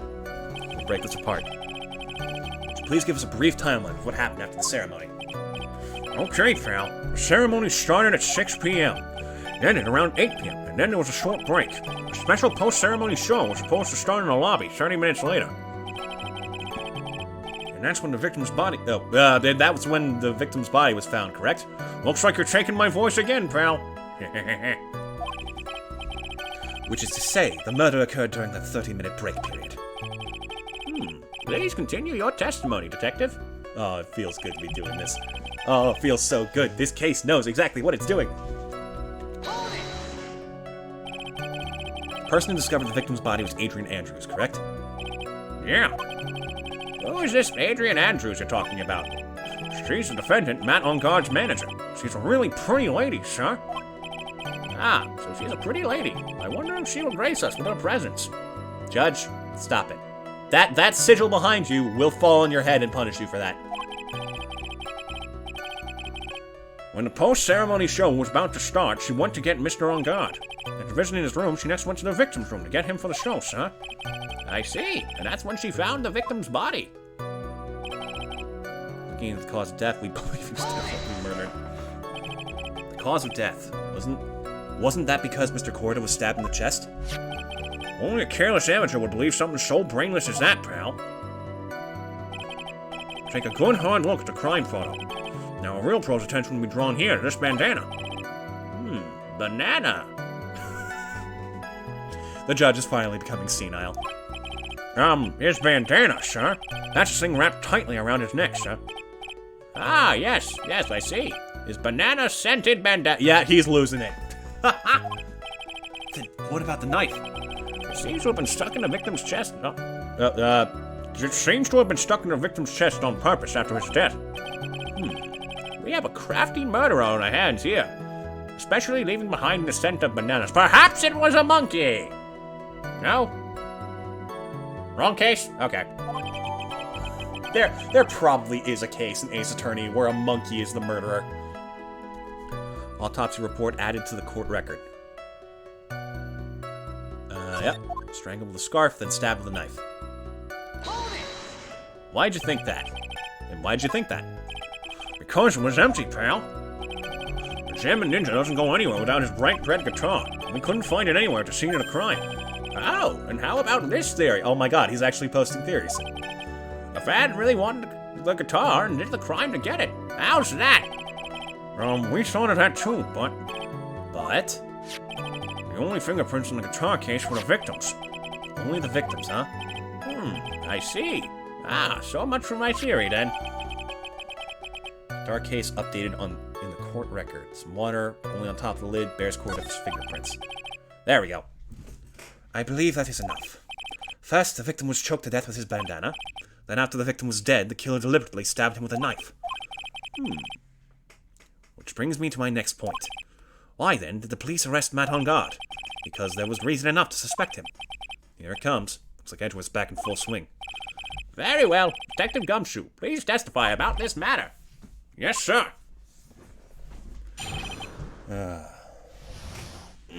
Excuse me. Just back to the mess. Man on guard and Horn Corner were huge rivals with each other. I each thought the other guy was in his way. That's motive enough in my book. As for evidence, there's the German ninja's button. It was ripped off of the ninja costume and was found in Mr. On Guard's hakama. The defendant's fingerprints were also all over the knife. The defendant bought the knife for crime, which makes this a premeditated murder. Really? Wait a minute. So the defendant's fingerprints were found on a knife used in the stabbing. That's a solid gold knife. It was sort of sticky on the handle, so the fingerprints came out pretty clearly, sir. Gatewater's engraved. He didn't buy that. That's from the hotel itself. So it couldn't possibly have been premeditated. And there's this button. That was found in the defendant's clothes, was it? And is this button also covered in blood? Yes, and we know that the blood on it is the victim's blood, sir. What? Found in On Guard's hakama. It was ripped from his costumes, covered in Chords' blood found in On Guard's hakama. All of this points very clearly to the defendant, doesn't it? Yes, it most certainly does, Your Honor. Ready to give in yet, right? I'll find the hole in your argument somehow. You can press as hard as you'd like. Just hurry up with your usual pointless questions. Why arrest On Guard? Okay, well, first of all, the obvious thing is that...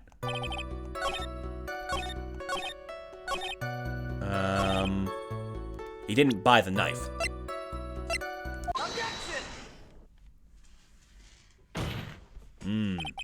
Wait a second.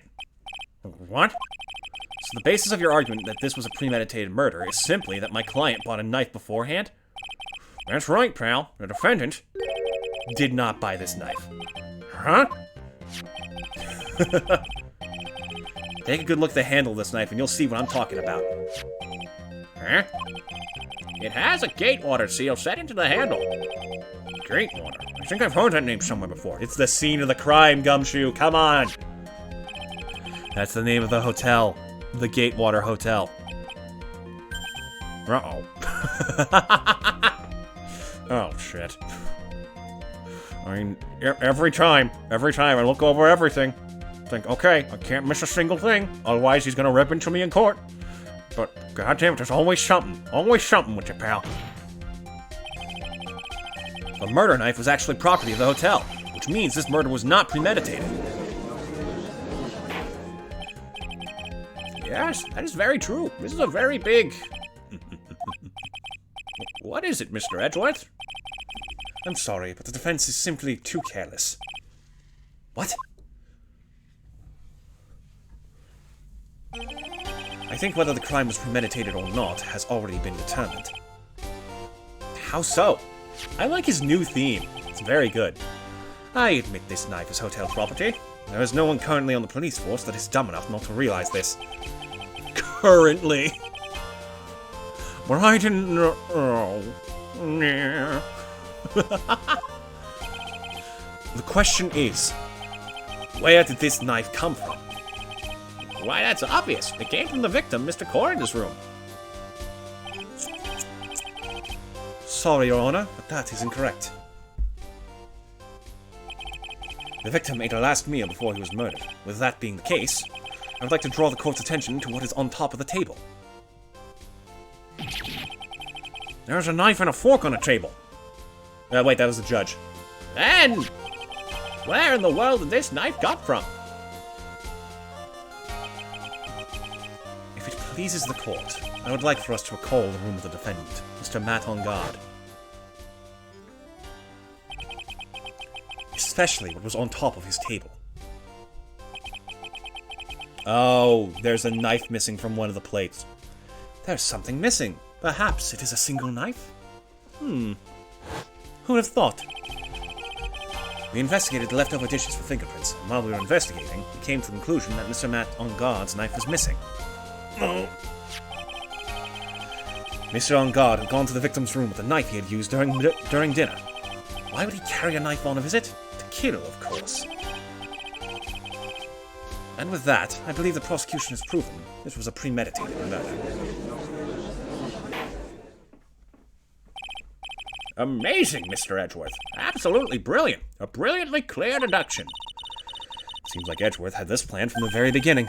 This must be one of those traps, and I just walked headlong into it. Uh-oh. A murder weapon with fingerprints and a button from the victim's costume. There's quite a sizable amount of evidence here. I can safely say that any further deliberation is a waste of your honest time. Although, I wouldn't mind if the defense were to present evidence not yet shown to the court. Evidence not yet shown? He means evidence the court hasn't seen yet. In other words, new evidence. What does the defense have to say about this, Mr. Wright? Well, Phoenix, the judge is favoring the prosecution right now. If we answer with something wrong here, that gavel of his will be ringing out to the sound of our defeat. Mr. Wright. Okay, hold on. Pause.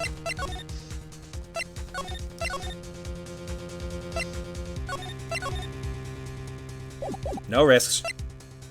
I think I do. What do we have? The button found in On Guard's Hakama. Strangled with a scarf, then stabbed with a knife. Wait, yeah. But it wasn't the actual murder weapon. Oh.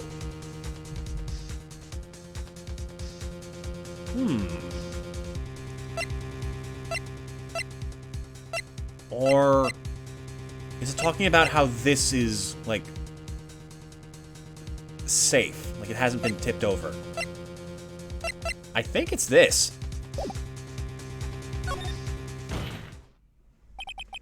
There's one. One piece of evidence that catches my attention. Something this court has yet to see. Okay, something they haven't seen yet. Got it. So it's not the autopsy report then.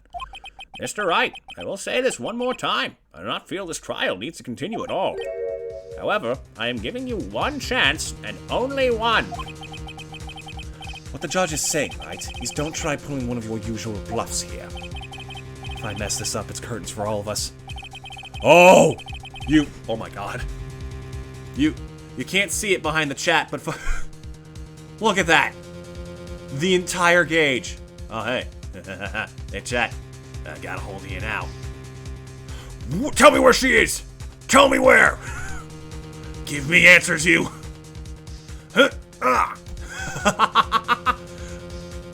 Erased from existence.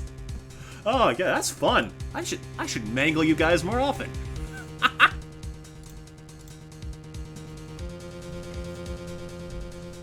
You may now present Only one piece of evidence. Yeah, here we go. It is tomatoes.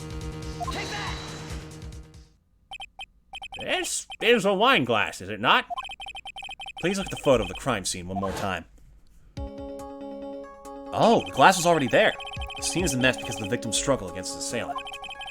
The vase was broken, his makeup was all over the floor. These were all things that were at one point sitting on top of the dresser. Well, yes, I see your point.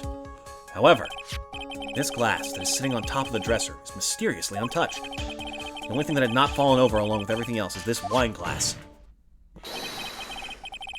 This piece of evidence is more than strange enough to warrant further consideration. Well, what do you all have to say? Well, yes, it is a little peculiar. Yes, isn't it? Like, I thought it was. You can stop looking at me with those puppy dog eyes of yours now, Mr. Edgeworth. What is it, Your Honor? Your opinion? You don't need my opinion, because there is no special meaning to that glass. What?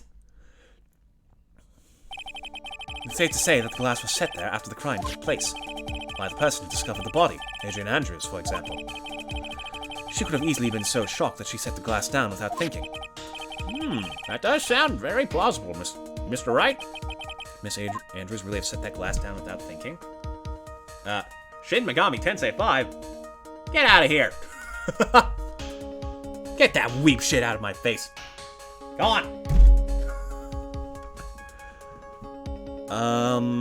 If I agree, we're in trouble.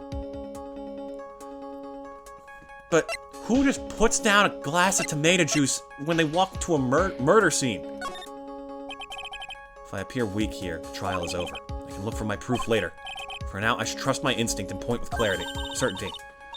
Just might fall for it if you're thought-provoking enough. The defense would like to challenge the prosecution's theory. We would like to see something that proves it was Miss Andrews who set the cup on the table. You've turned the situation on its head yet again, as usual.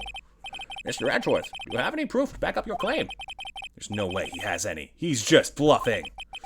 Unlike Mr. Wright, I never say anything unless I have the evidence to support it. What? You're not thinking hard enough today, right? Did you think this wine glass escaped my notice? Then...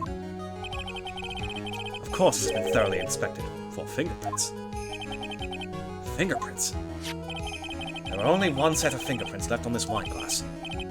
Only one? Well, whose were they? They were not the victims nor the defendants. Rather, they were of one Adrian Andrews.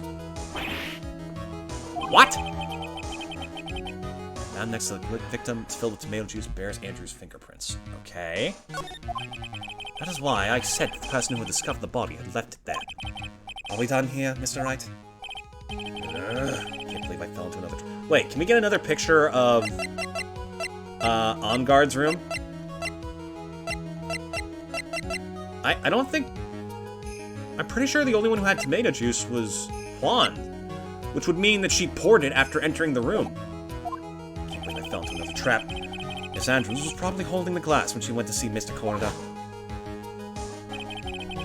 Upon seeing his dead body, she was stunned and set the glass down on the dresser. What you just said makes a lot of sense. Now do you see, Wright?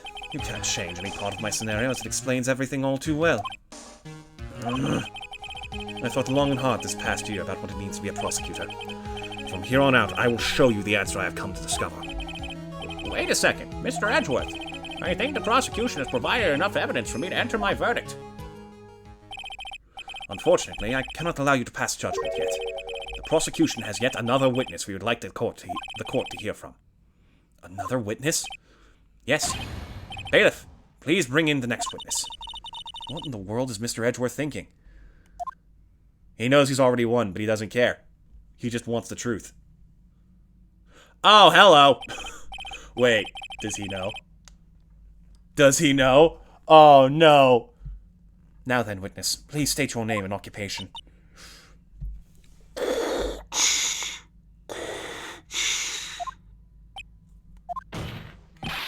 Witness, your name and occupation, please. Oh, I've been shot! G-O-D-C-H-A, baby! Oldbags still got it. I can put the men on their knees in a single instant. I wonder what happened to that calm composure he had earlier. Oh, Edgy boy! It's been, what, a year since we last met, hasn't it? You should be more happy to see me. I saw the report with her testimony, but who knew that under that helmet? It was the Wicked Witch of the West.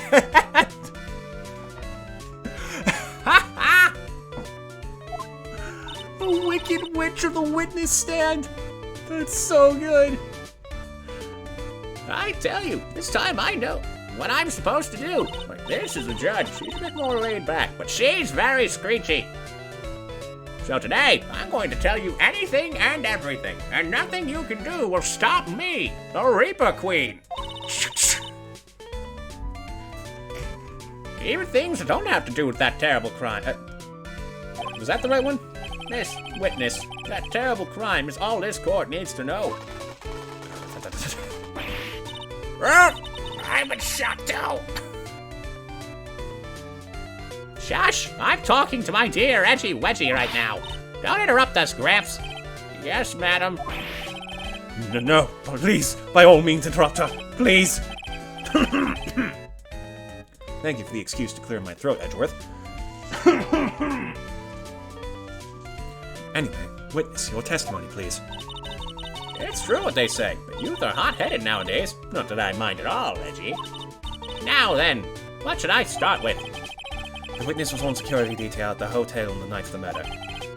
Is this correct, Miss Oldbag? It was a great job being able to see my dearie Juan. It was almost too much for my little heart to handle. You mean you were a fan of the victim? Look, everyone is crazy over that on God, saying he's cute in a fresh way or something. But not me. I wouldn't say anything so silly. After all, I have no interest in a little child like him. But they're the same age. I'm only interested in a real man, Juan Corda. Those two. Yeah. Anyway, as I was saying, I was pacing in front of his room that night. Very well. Please tell the court what you witnessed the night of the murder. Leave it to me, Edgy Poo. Oh, God. Is this what you spent a year struggling for, Edgeworth? Anyway, after the ceremony, I went to pace around in the hallway in front of his room. It was something I was interested in finding out, you know. Well, since I was on the job, I made sure to keep a good eye out the whole time. That's when someone showed up. It was a man coming out of poor Juan's room. It was on guard. Rat on guard. He was trying to sneak his way out of Juan's room. So Mr. On-Guard came out from the victim's room. See, it has to be him. He's the murderer. I see. Well, Mr. Wright, you may begin your cross-examination. I also love that Edgeworth isn't, like, screwing us out of pressing the witness anymore. Because he's here for the truth. He's not here to win. Anyway, after the ceremony... Phoenix Wright, I've discovered the ultimate truth. Whether I win or lose, it doesn't matter. Because I still get paid at the end of the day. Oh, no. Edgeworth's become a capitalist. Anyway, after the ceremony, I went to pace around, Did I just read this? Yes, I did. Okay, then we press. Miss Oldbags, what was your post on that night? the lobby. I was supposed to help set up the stage for that trifling show.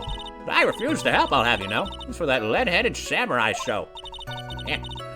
I even took out a few of the nails. Maybe it was a good thing the show didn't go on. Besides, that manager with the glasses seemed to be working hard at it without me. So I thought I'd take a break and spread my wings a little. And that's when you went to hang around the victim's door? There's something I was interested in finding out, you know. Something you were interested in? Just what was that?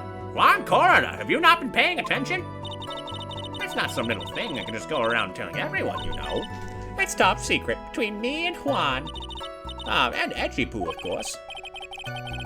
Mr. Edgeworth, what is this thing she was interested in?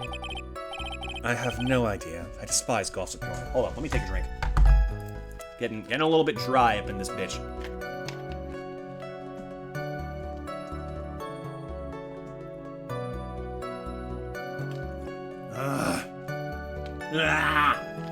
Pain, agony. Alright, I'm back, more or less. Gossip. But should it prove relevant, we can always have it appended to our testimony later. Looks like we should enforce it right now. And did the witness stay in the vicinity of the victim's door the entire time? Oh? Then would you tell us the number of people who went in and out of Mr. Corder's room? I have no idea. I wasn't born so I could count things for those who didn't pay attention in class. That's why ever since I turned 20, I quit keeping track of how old I really am. Yes, well, that would explain why your age was not included in the report. Wait, is it actually?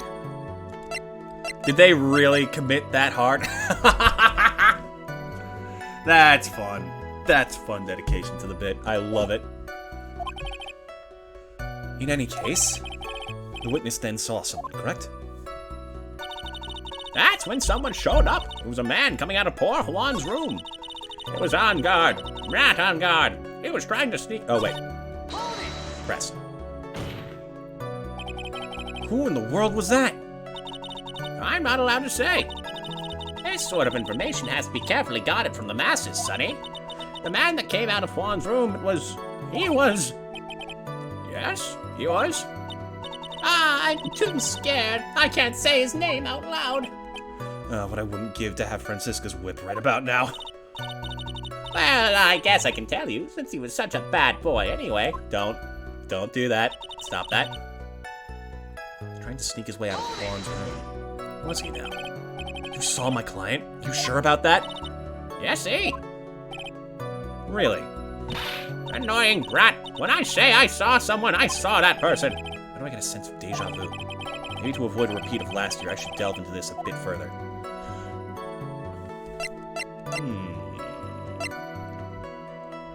Person's face, person's clothes. Oh yeah, was he in the outfit, or was he just chilling? Please tell the court about the man's clothes in more detail. What a troublesome man you are. Really, as if something like that matters. But it does. Now what was it? Oh yes, it was that thing. What thing? That gaudy thing he's always wearing. That racing jacket. Ah, he was wearing that at the detention center, too. That thing's meant for nothing but seducing women out of their pantaloons. Men. Okay. Right. So, Mr. Wright, is this testimony just now important or relevant in any way? Wait, he just came from the stage show and had like another thing going on after that. He wouldn't be in that outfit. Of course it was important, Your Honor. And perhaps you would like to point out what part of that testimony was important. Don't you see it, Edgeworth? Your Honor, I request what the witness said about the jacket be appended to her testimony. I don't quite see where you're going with this, but all right. Witness, please. Ah, well, I don't like to badmouth anyone without reason, but if I must... He was wearing his flashy racing jacket. Honestly, it's all just for show. But, at the time...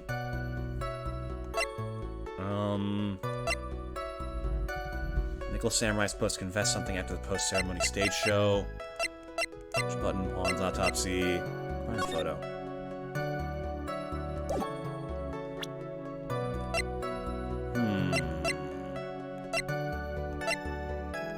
I think that I'd have to show this, because that's the only thing saying he'd be in the outfit. Unless I've got this entirely wrong. Or I could press. That's actually probably the smart move here. Are you sure the defendant was wearing a racing jacket? Yep, here we go. What do you think? It's not like I've seen him in anything other than that horrible thing. I'm sure he was wearing it. She's so sure of herself that it's to the point of self-absorption. She may not remember things or be mistaken here and there, but I don't think she's lying. That's bad for us, really bad.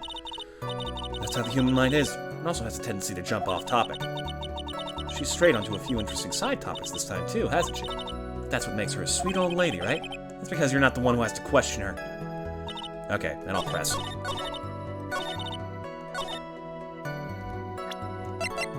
I think this is it. Nope.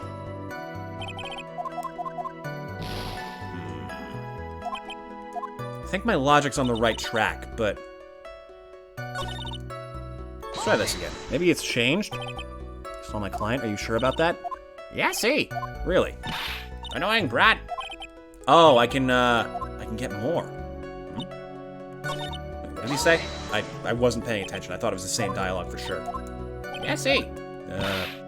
Sorry, that one keeps catching my eye because it's a palindrome. And on this one, there's gotta be some sort of huge contradiction I can find here.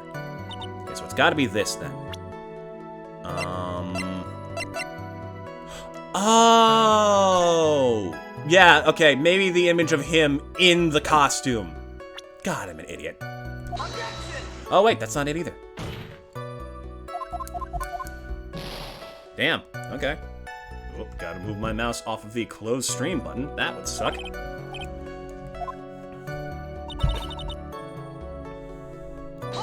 Did I did press. I know I did.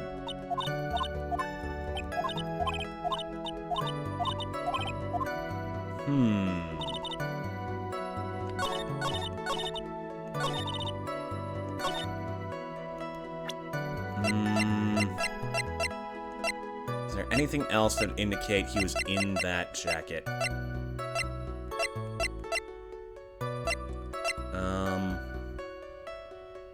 Corda's blood. Wait, whose room did he say he was coming out of? He was sneaking out, so wouldn't there have been signs of a struggle? Oh! The button was found in the outfit, so he must have still been in it! Gotcha! Miss Oldbag. Sorry. That took so long that Phoenix suddenly grew old. What? Don't say my name for no reason. Do you know what this is? Ah, it's button number 2 on the Gem Nicholas costume. Wow, she is a fan. Now I know she's an obsessed fan. She identified it in a single glance. Also, number 2. Wait a minute. It's on the top left. If anything, wouldn't that be button number 1? I guess if it's from his perspective, but... What a weird little detail. Give it here! Give it here! If you don't give it to me, I'll punish you with this!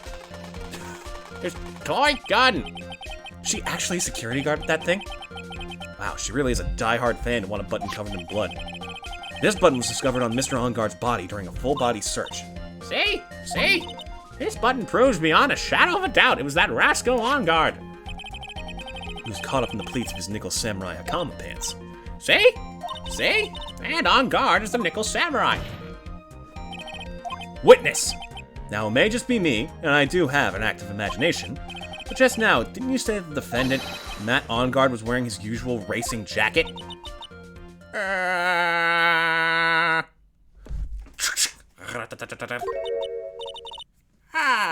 I'm so sorry.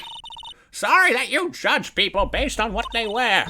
I wore the trendiest dress. Oh, God. Not this again. Serious, right? It's got a tape recorder stuck on my chest. Let me tell you, it's heavy. So heavy, I wish I'd dream of life for all those kids. I work hard with a smile on my face. You understand? Now take a look in the mirror. Your clothes are about as interesting as a documentary on curling. You should have a tick 2 from Edgy Poo. And it ends with a gunshot. Oh, my God. Now hold your tongue still there for 1 second. So what you saw in actuality was not Mr. On Guard the man, but Mr. On Guard the Nickel Samurai? When you think about it, No, not this again! they're really one and the same anyway. Ah? Miss Oldbag, this is a very important point we're talking about. Edgy Poo, do you think so too? Well, it might be something worth considering. Just say it's important and agree with me for a change. Oh man, they need to go to some couples therapy. Witness, think carefully and try to remember as much as you can before you testify. All right, if you insist. I should be the one sighing, not you. Ugh, it's killing me. On guard. Yes, now I remember. The Nickel Samurai, that's right. It was the Nickel Samurai I saw. Yes, it would have been convenient for him to wear his costume during the murder. He had to go to that post-ceremony stage show right after the crime, you know. And get the costume covered in blood? Are you insane? So he must have worn that Nickel Samurai costume when he was stabbing poor Juan. I knew it. I knew you'd say he was inside that costume. It's the same thing as the last time we saw her. What? Did you think there could have been someone else inside that costume? Yes! Don't be a bad little boy thinking such rude things. But the possibility does exist. Ah, young'uns today. I told you, there's no way it was anyone else. How do you know that? Because I said so, and what I say is the truth. As the Queen of the Reapers. At least she's just as delightful a witness as she was a year ago. Mr. Wright, you may cross-examine the witness. I'm getting tired of this shit. I'm just as old as her. I've got to get lumped into this garbage every time someone complains about old people. Just because I steal the youth of everyone I come across. Let's see.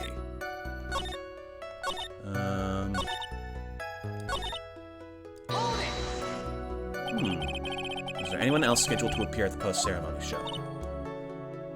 Well, all the contestants were supposed to go on stage in a friendly gesture thing. And that included the Jammin' Ninja? Of course it included him. That's why when On Guard came out of dear Juan's room, I didn't give it a second thought. I see. Well, anyway.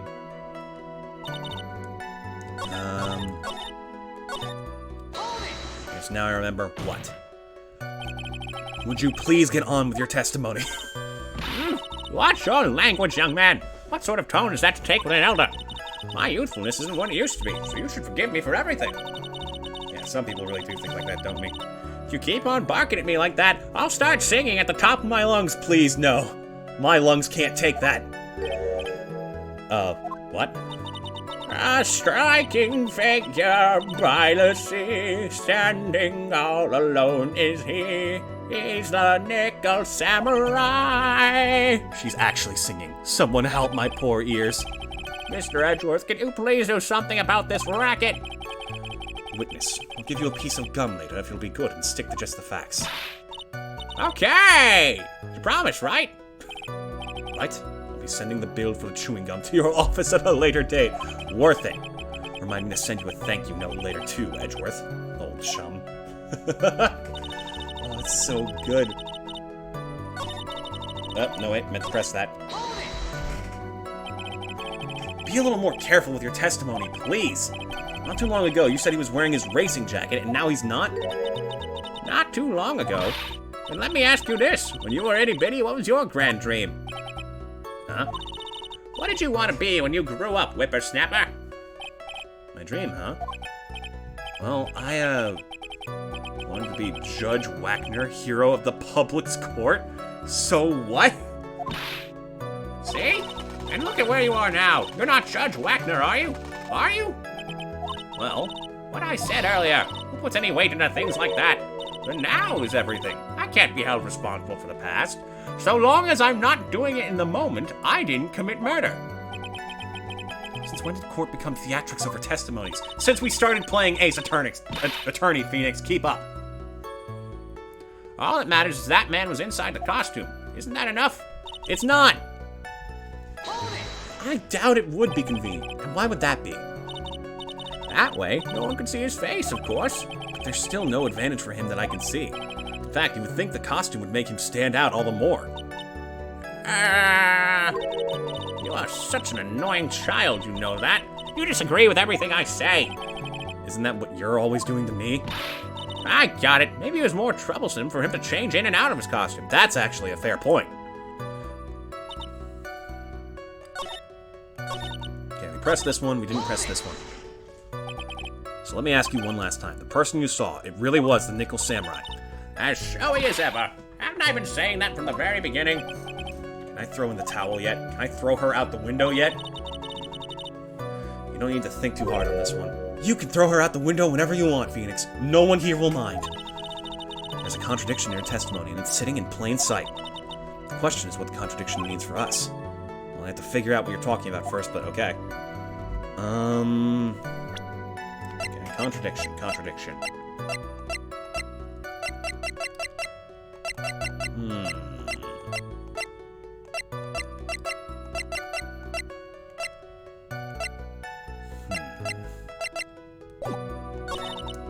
That's right, as the Nickel Samurai saw, it would have been convenient for him to wear his costume during the murder. He had to go to that post-ceremony stage show right after the crime, you know. So he must have worn that Nickel Samurai costume when he was stabbing poor.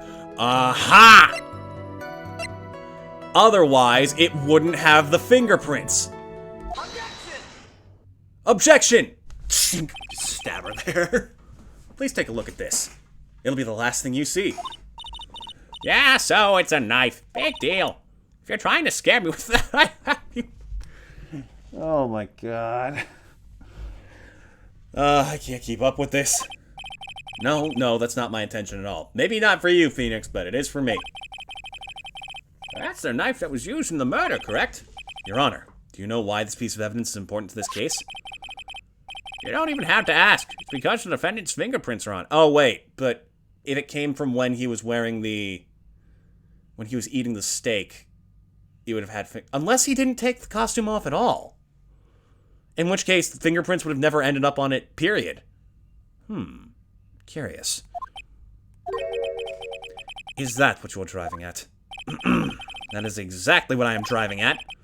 What are we driving at? And whose car are we driving? He's lost it. If Mr. Ungard was really in the Nickel Samurai costume at the time of the murder, then it's impossible for his fingerprints to have been left on this knife.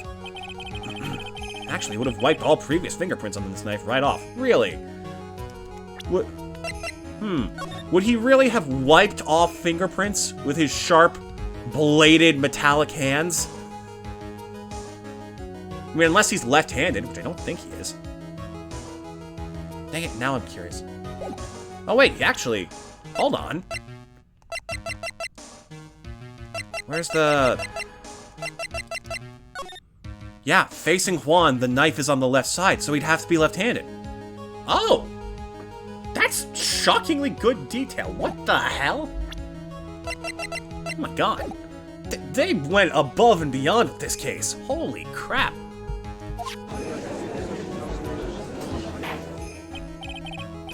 Oh, that's right. The Nickel Samurai wears gloves, doesn't he? He probably took his gloves off before he began the stabbing.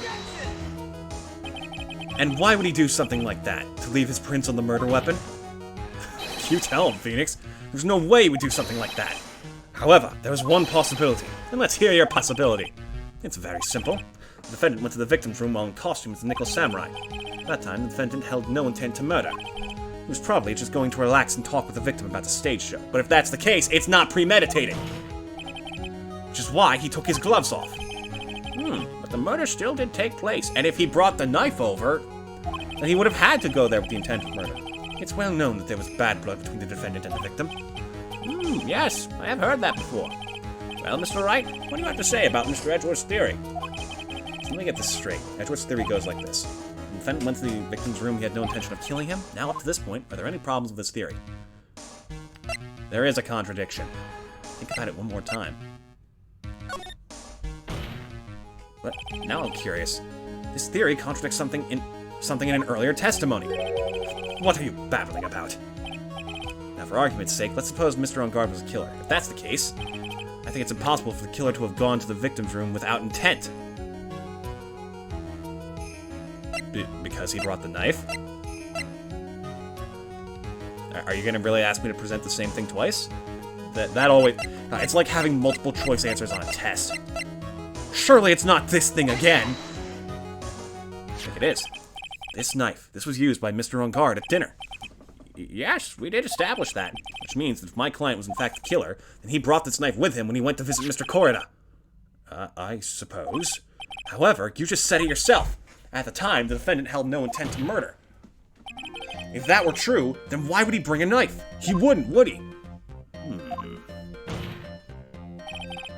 Which means, Mr. Edgeworth, your theory was flawed from supposition 1.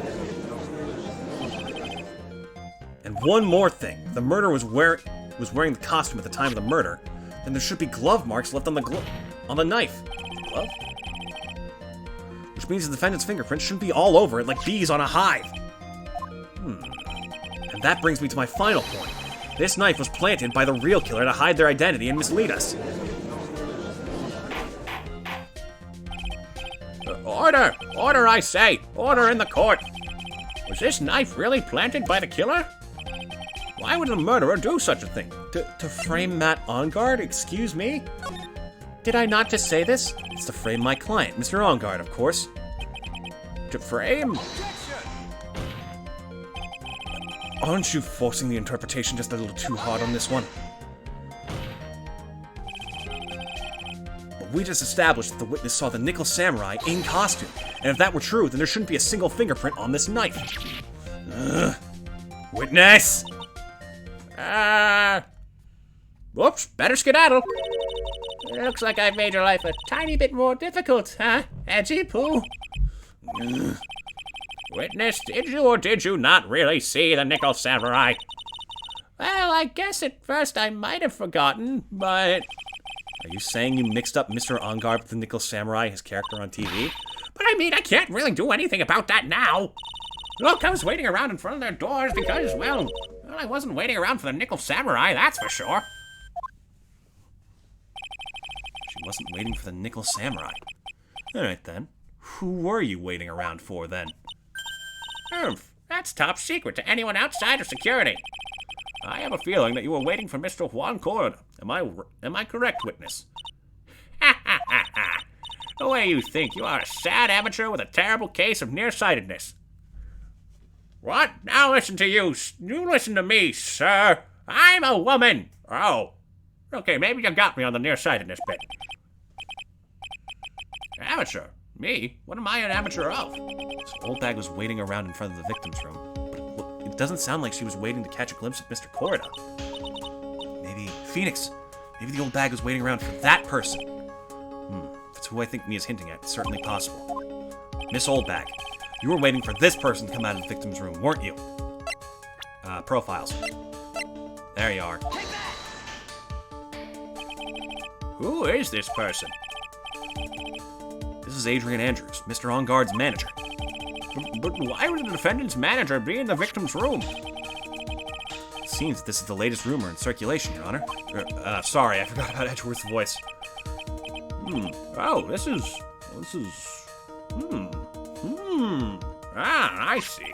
The judge seems to be really into that article, if it can be called such a thing. And this manager with the initials AA, are you saying it's... Adrian Andrews, without a doubt. The witness thought so as well. Looks like you found me out. But you'll never catch me. Well, that's fine. I can throw away this whole sworn to confidentiality stuff then. Witness? What in the world are you? Watch out, Phoenix. She's got a gun! I've got a bad feeling about this. I got some information. Some very secret information from a very certain source. So that's why I was doing my own little investigation. In secret, of course. But what for? Oh, just for myself. Personal reasons and all that. Well, Mr. Edgeworth, how do you proceed from here? I really don't want to do this. However, I cannot simply let this point slide. I see. Very well then. Witness, please testify about this secret information. Get ready. This is going to take the wind out of you youngins. I'm sure we're all capable of handling this. Really, it's not like we're 10 years old. I am wiped. That on guard is one evil, evil man. He thought he could ruin poor Juan by causing a huge scandal. So to do that, he sent his own manager to get in close with Juan. I cannot condone such dirty tricks, so I took action. Oh, and this is top secret, you got that? Nobody else but you and me know yet, okay?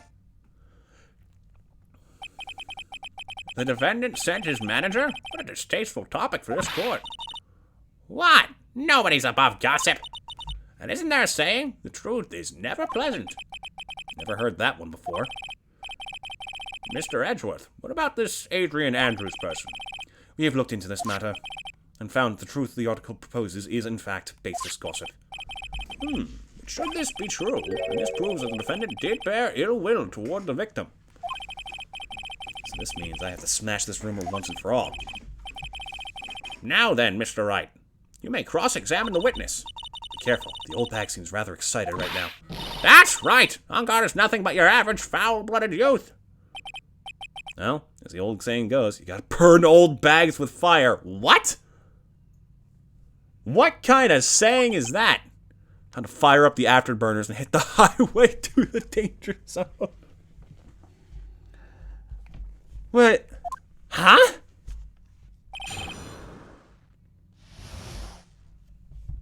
Also, foul-blooded youths, where do you think we got the blood from? That on guard is one evil, evil man. Yeah, okay. Ugh. Can't say something like that without proof. That's just slander. But it's true. That woman was getting intimate with poor Juan. Look, says so right here, doesn't it? Manager to the stars, Miss A.A. The name of the magazine this came from is Gossip Land. What? Are you saying that gossip is all just a pack of lies? It's not reliable, you hear that much. What do you know? I suppose next you'll swear to me that the news is 100% truth. Fair enough. Honestly, Sonny, you can't discriminate between the news and gossip. What a fucking hot take for a 2005 video game. Jeez. Yes, discrimination is bad, Mr. Wright. He a little confused, but he got the spirit. Discriminate? When did I do anything like that? Anyway, on God will never get me to say touche. The writers had an absolute field day with this case, and I love it. A scandal? What do you mean by that? You're a dim-witted one, aren't you? I can't believe you don't know what a scandal is. Honestly, what are they teaching kids in middle school these days? Hopefully not about scandals. No, I wasn't asking about the words. What the word scandal means. Even I know that much. Well, that on guard thought he could own a monopoly on popularity.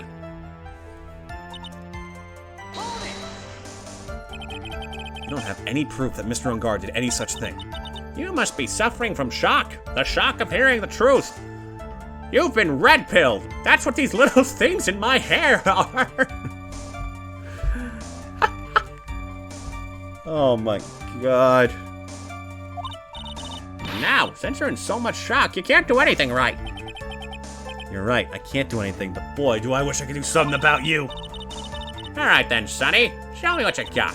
You show me proof that On Guard didn't bear any ill will towards Juan. Decline the offer to present. I don't think we have anything that does that. I don't have anything to offer.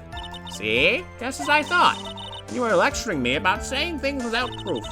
You're just giving me a free pass to say whatever I want, whenever I want, silly boy. Me and my big mouth. That's the way the cookie crumbles. For you, anyway. So, this is the one that we pressed. Okay, I might have to come back to that. So, what do you mean by I took action? Like I already told you, I was lying in wait close to the crime scene. Once that slimy woman came out of Juan's room, I was going to capture her and teach her a good lesson. Something you young'uns need. You were going to teach her a good lesson? I was going to make her eat the damaging beams of my ray gun! Like this! No! Stop! Well, it was too bad that wouldn't come through the door that night. God, she really is just bloodthirsty. My current operating system is set to fucking obliterate, and nothing less. What was the last one? I didn't press that.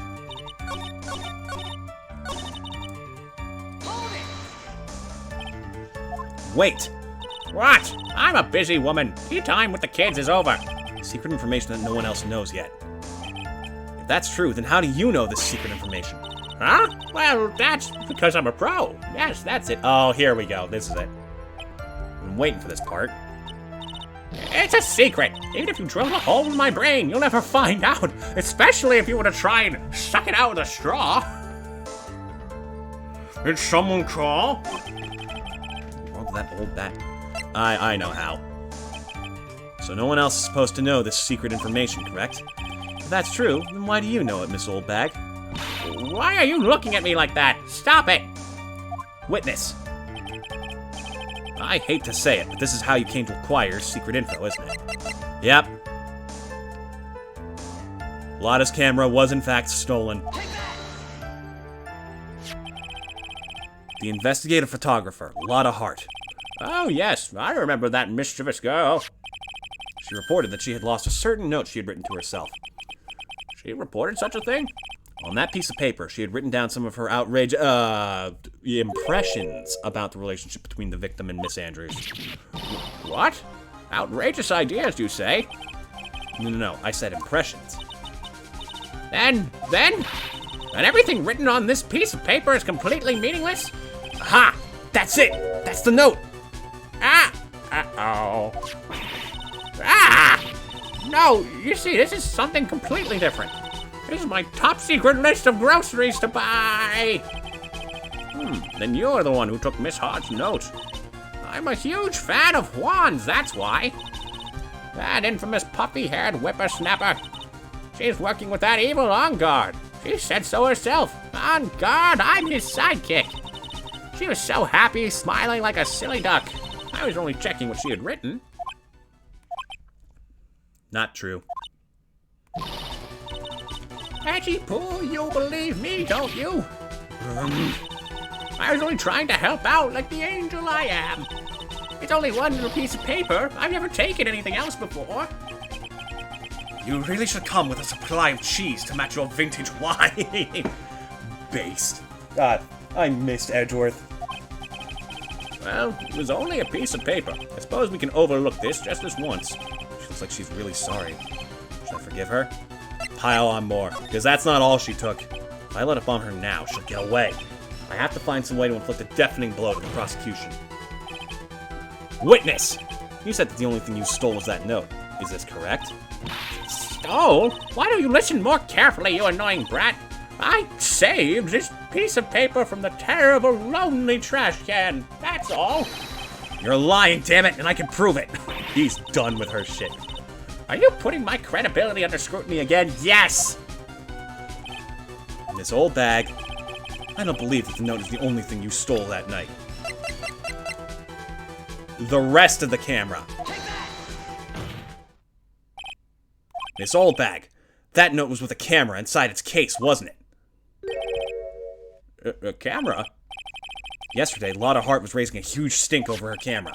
She kept saying something like, my sweetie 1600 camera My sweetie 1600 camera disappeared on me. Why did you forget to do your impression, Phoenix Wright? Sorry, Your Honor, I'm tired. This case is exhausting. Witness! What is it, Gramps? If you have the note, then it is only logical that you have the camera, too. Yeah, looks like you found me out again, Sonny. But you'll never take me alive. Is this the camera that you're looking for? That's...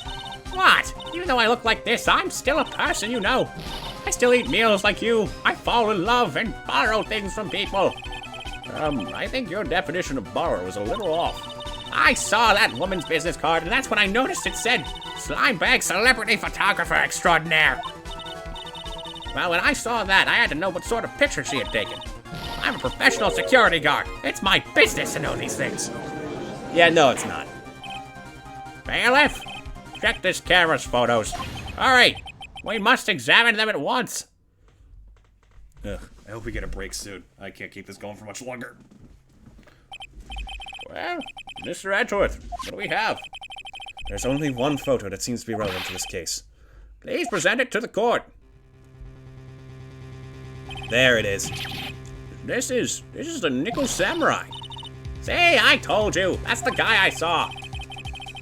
This proves that the witness was not lying earlier about this matter. But there's something not quite right.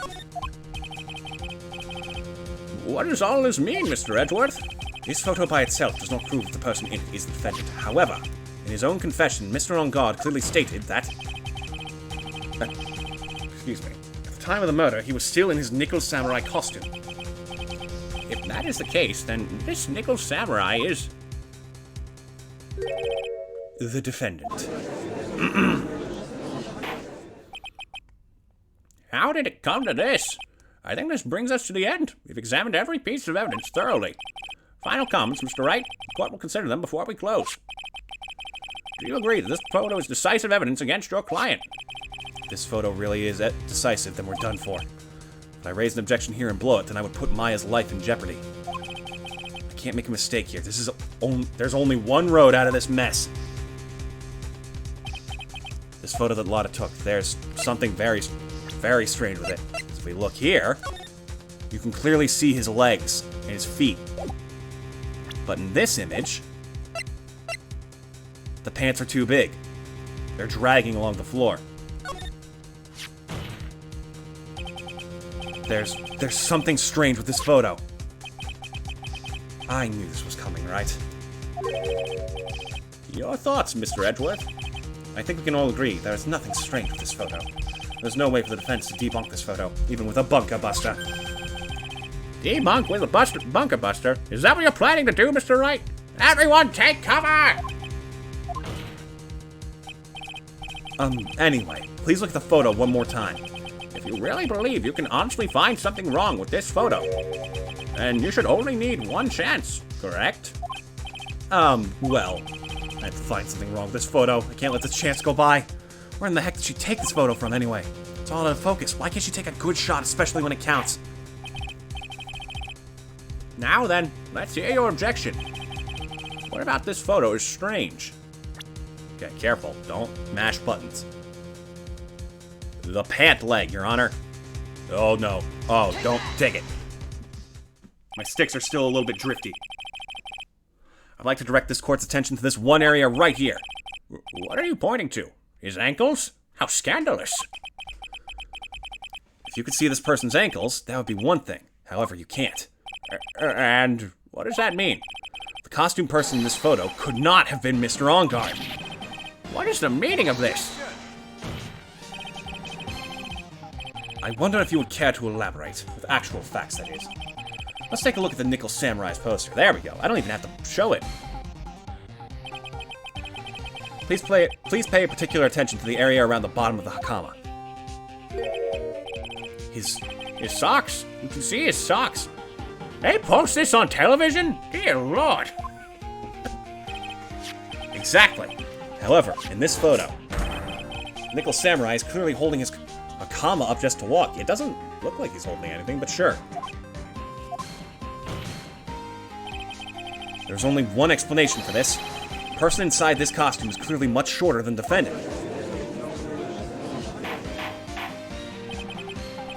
Alright, I think I've turned things around for myself this time. That's curious. Huh? What is? Edgeworth is unusually calm today. That's true. He's just letting the trial run itself, as if he's only along for the ride. Exactly! Along for the ride? What do you mean by that? I can only guess that perhaps he doesn't feel under attack at all. He doesn't feel under attack? Then I haven't damaged his case at all? Mr. Edgeworth, where does this leave us?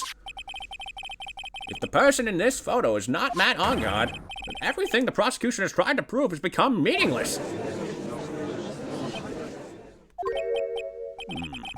I figured it would come to this. What? Right, I have something I want to ask you. I think you have proven that the person inside this costume is not Matt Ongard. In that case, who is this a photo of? Who's the person wearing the Nickel Samurai costume? Don't stress out over this, Phoenix. It's very simple. What you should be focused on is Edgeworth's attitude, don't you think? Yeah. Why is he so calm? Mr. Wright, let's hear your thoughts. Who is the person in this photograph? Oh boy. I'm sorry to do this, but it's part of the game. Adrian Andrews? If you want to know who that Nickel Samurai is, it's none other than this woman. And why would you say it must be Miss Andrews? What in the world points you to her? For starters, she's short. And she can freely move in and out of Mr. Ongard's room. Finally, she had dinner with Mr. Ongard that night. And how does that all add up? It means that it makes it very easy for her to get a certain item. A certain knife with Mr. Ongard's fingerprints all over it. The knife that was used as a murder weapon. Why don't you just say what it is you want, right? I want you, Edgeworth. I have to do this now. This is my last chance to turn things around. The defense moves to indict Miss Adrian Andrews in the murder of Juan Corrida. It was Miss Andrews who tried to frame the defendant for the crime. Order! Order! Order! Looks like this trial's hit a most unexpected development. The defense accusing someone in an Ace Attorney game? Who could have seen this coming? Yes, Your Honor. This court is issuing a subpoena for Miss Adrian Andrews. A verdict cannot be passed without first hearing her testimony. Alright, this is it. This is kind of bad for us. Huh? What do you mean?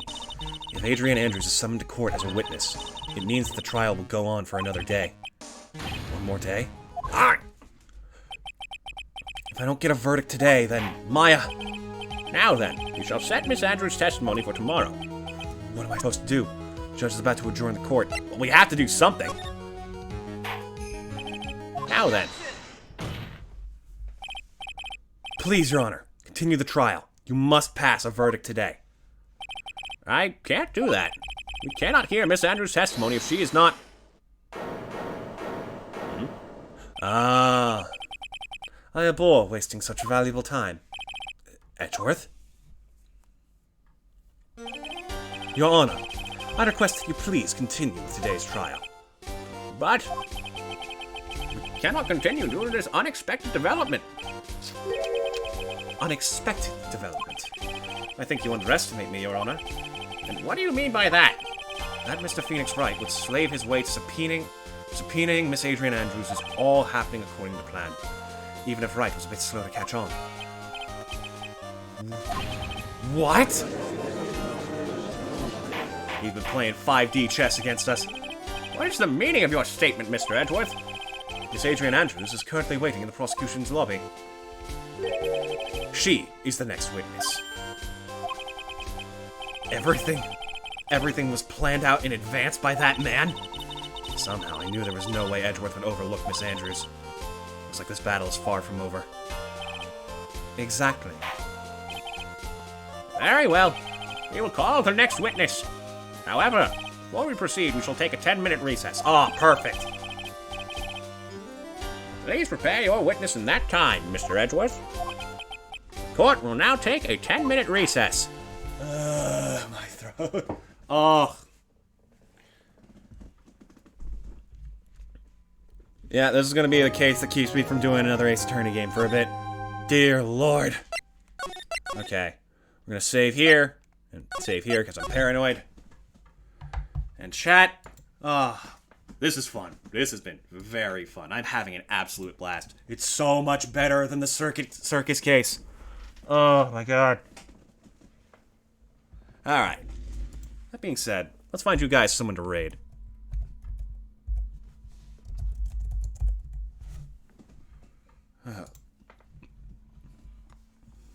Now let's see. Who can we send some support to? Oh, someone's doing a first playthrough. Oh, and they're on the first game. Alright, let's send them some support. Godeki X.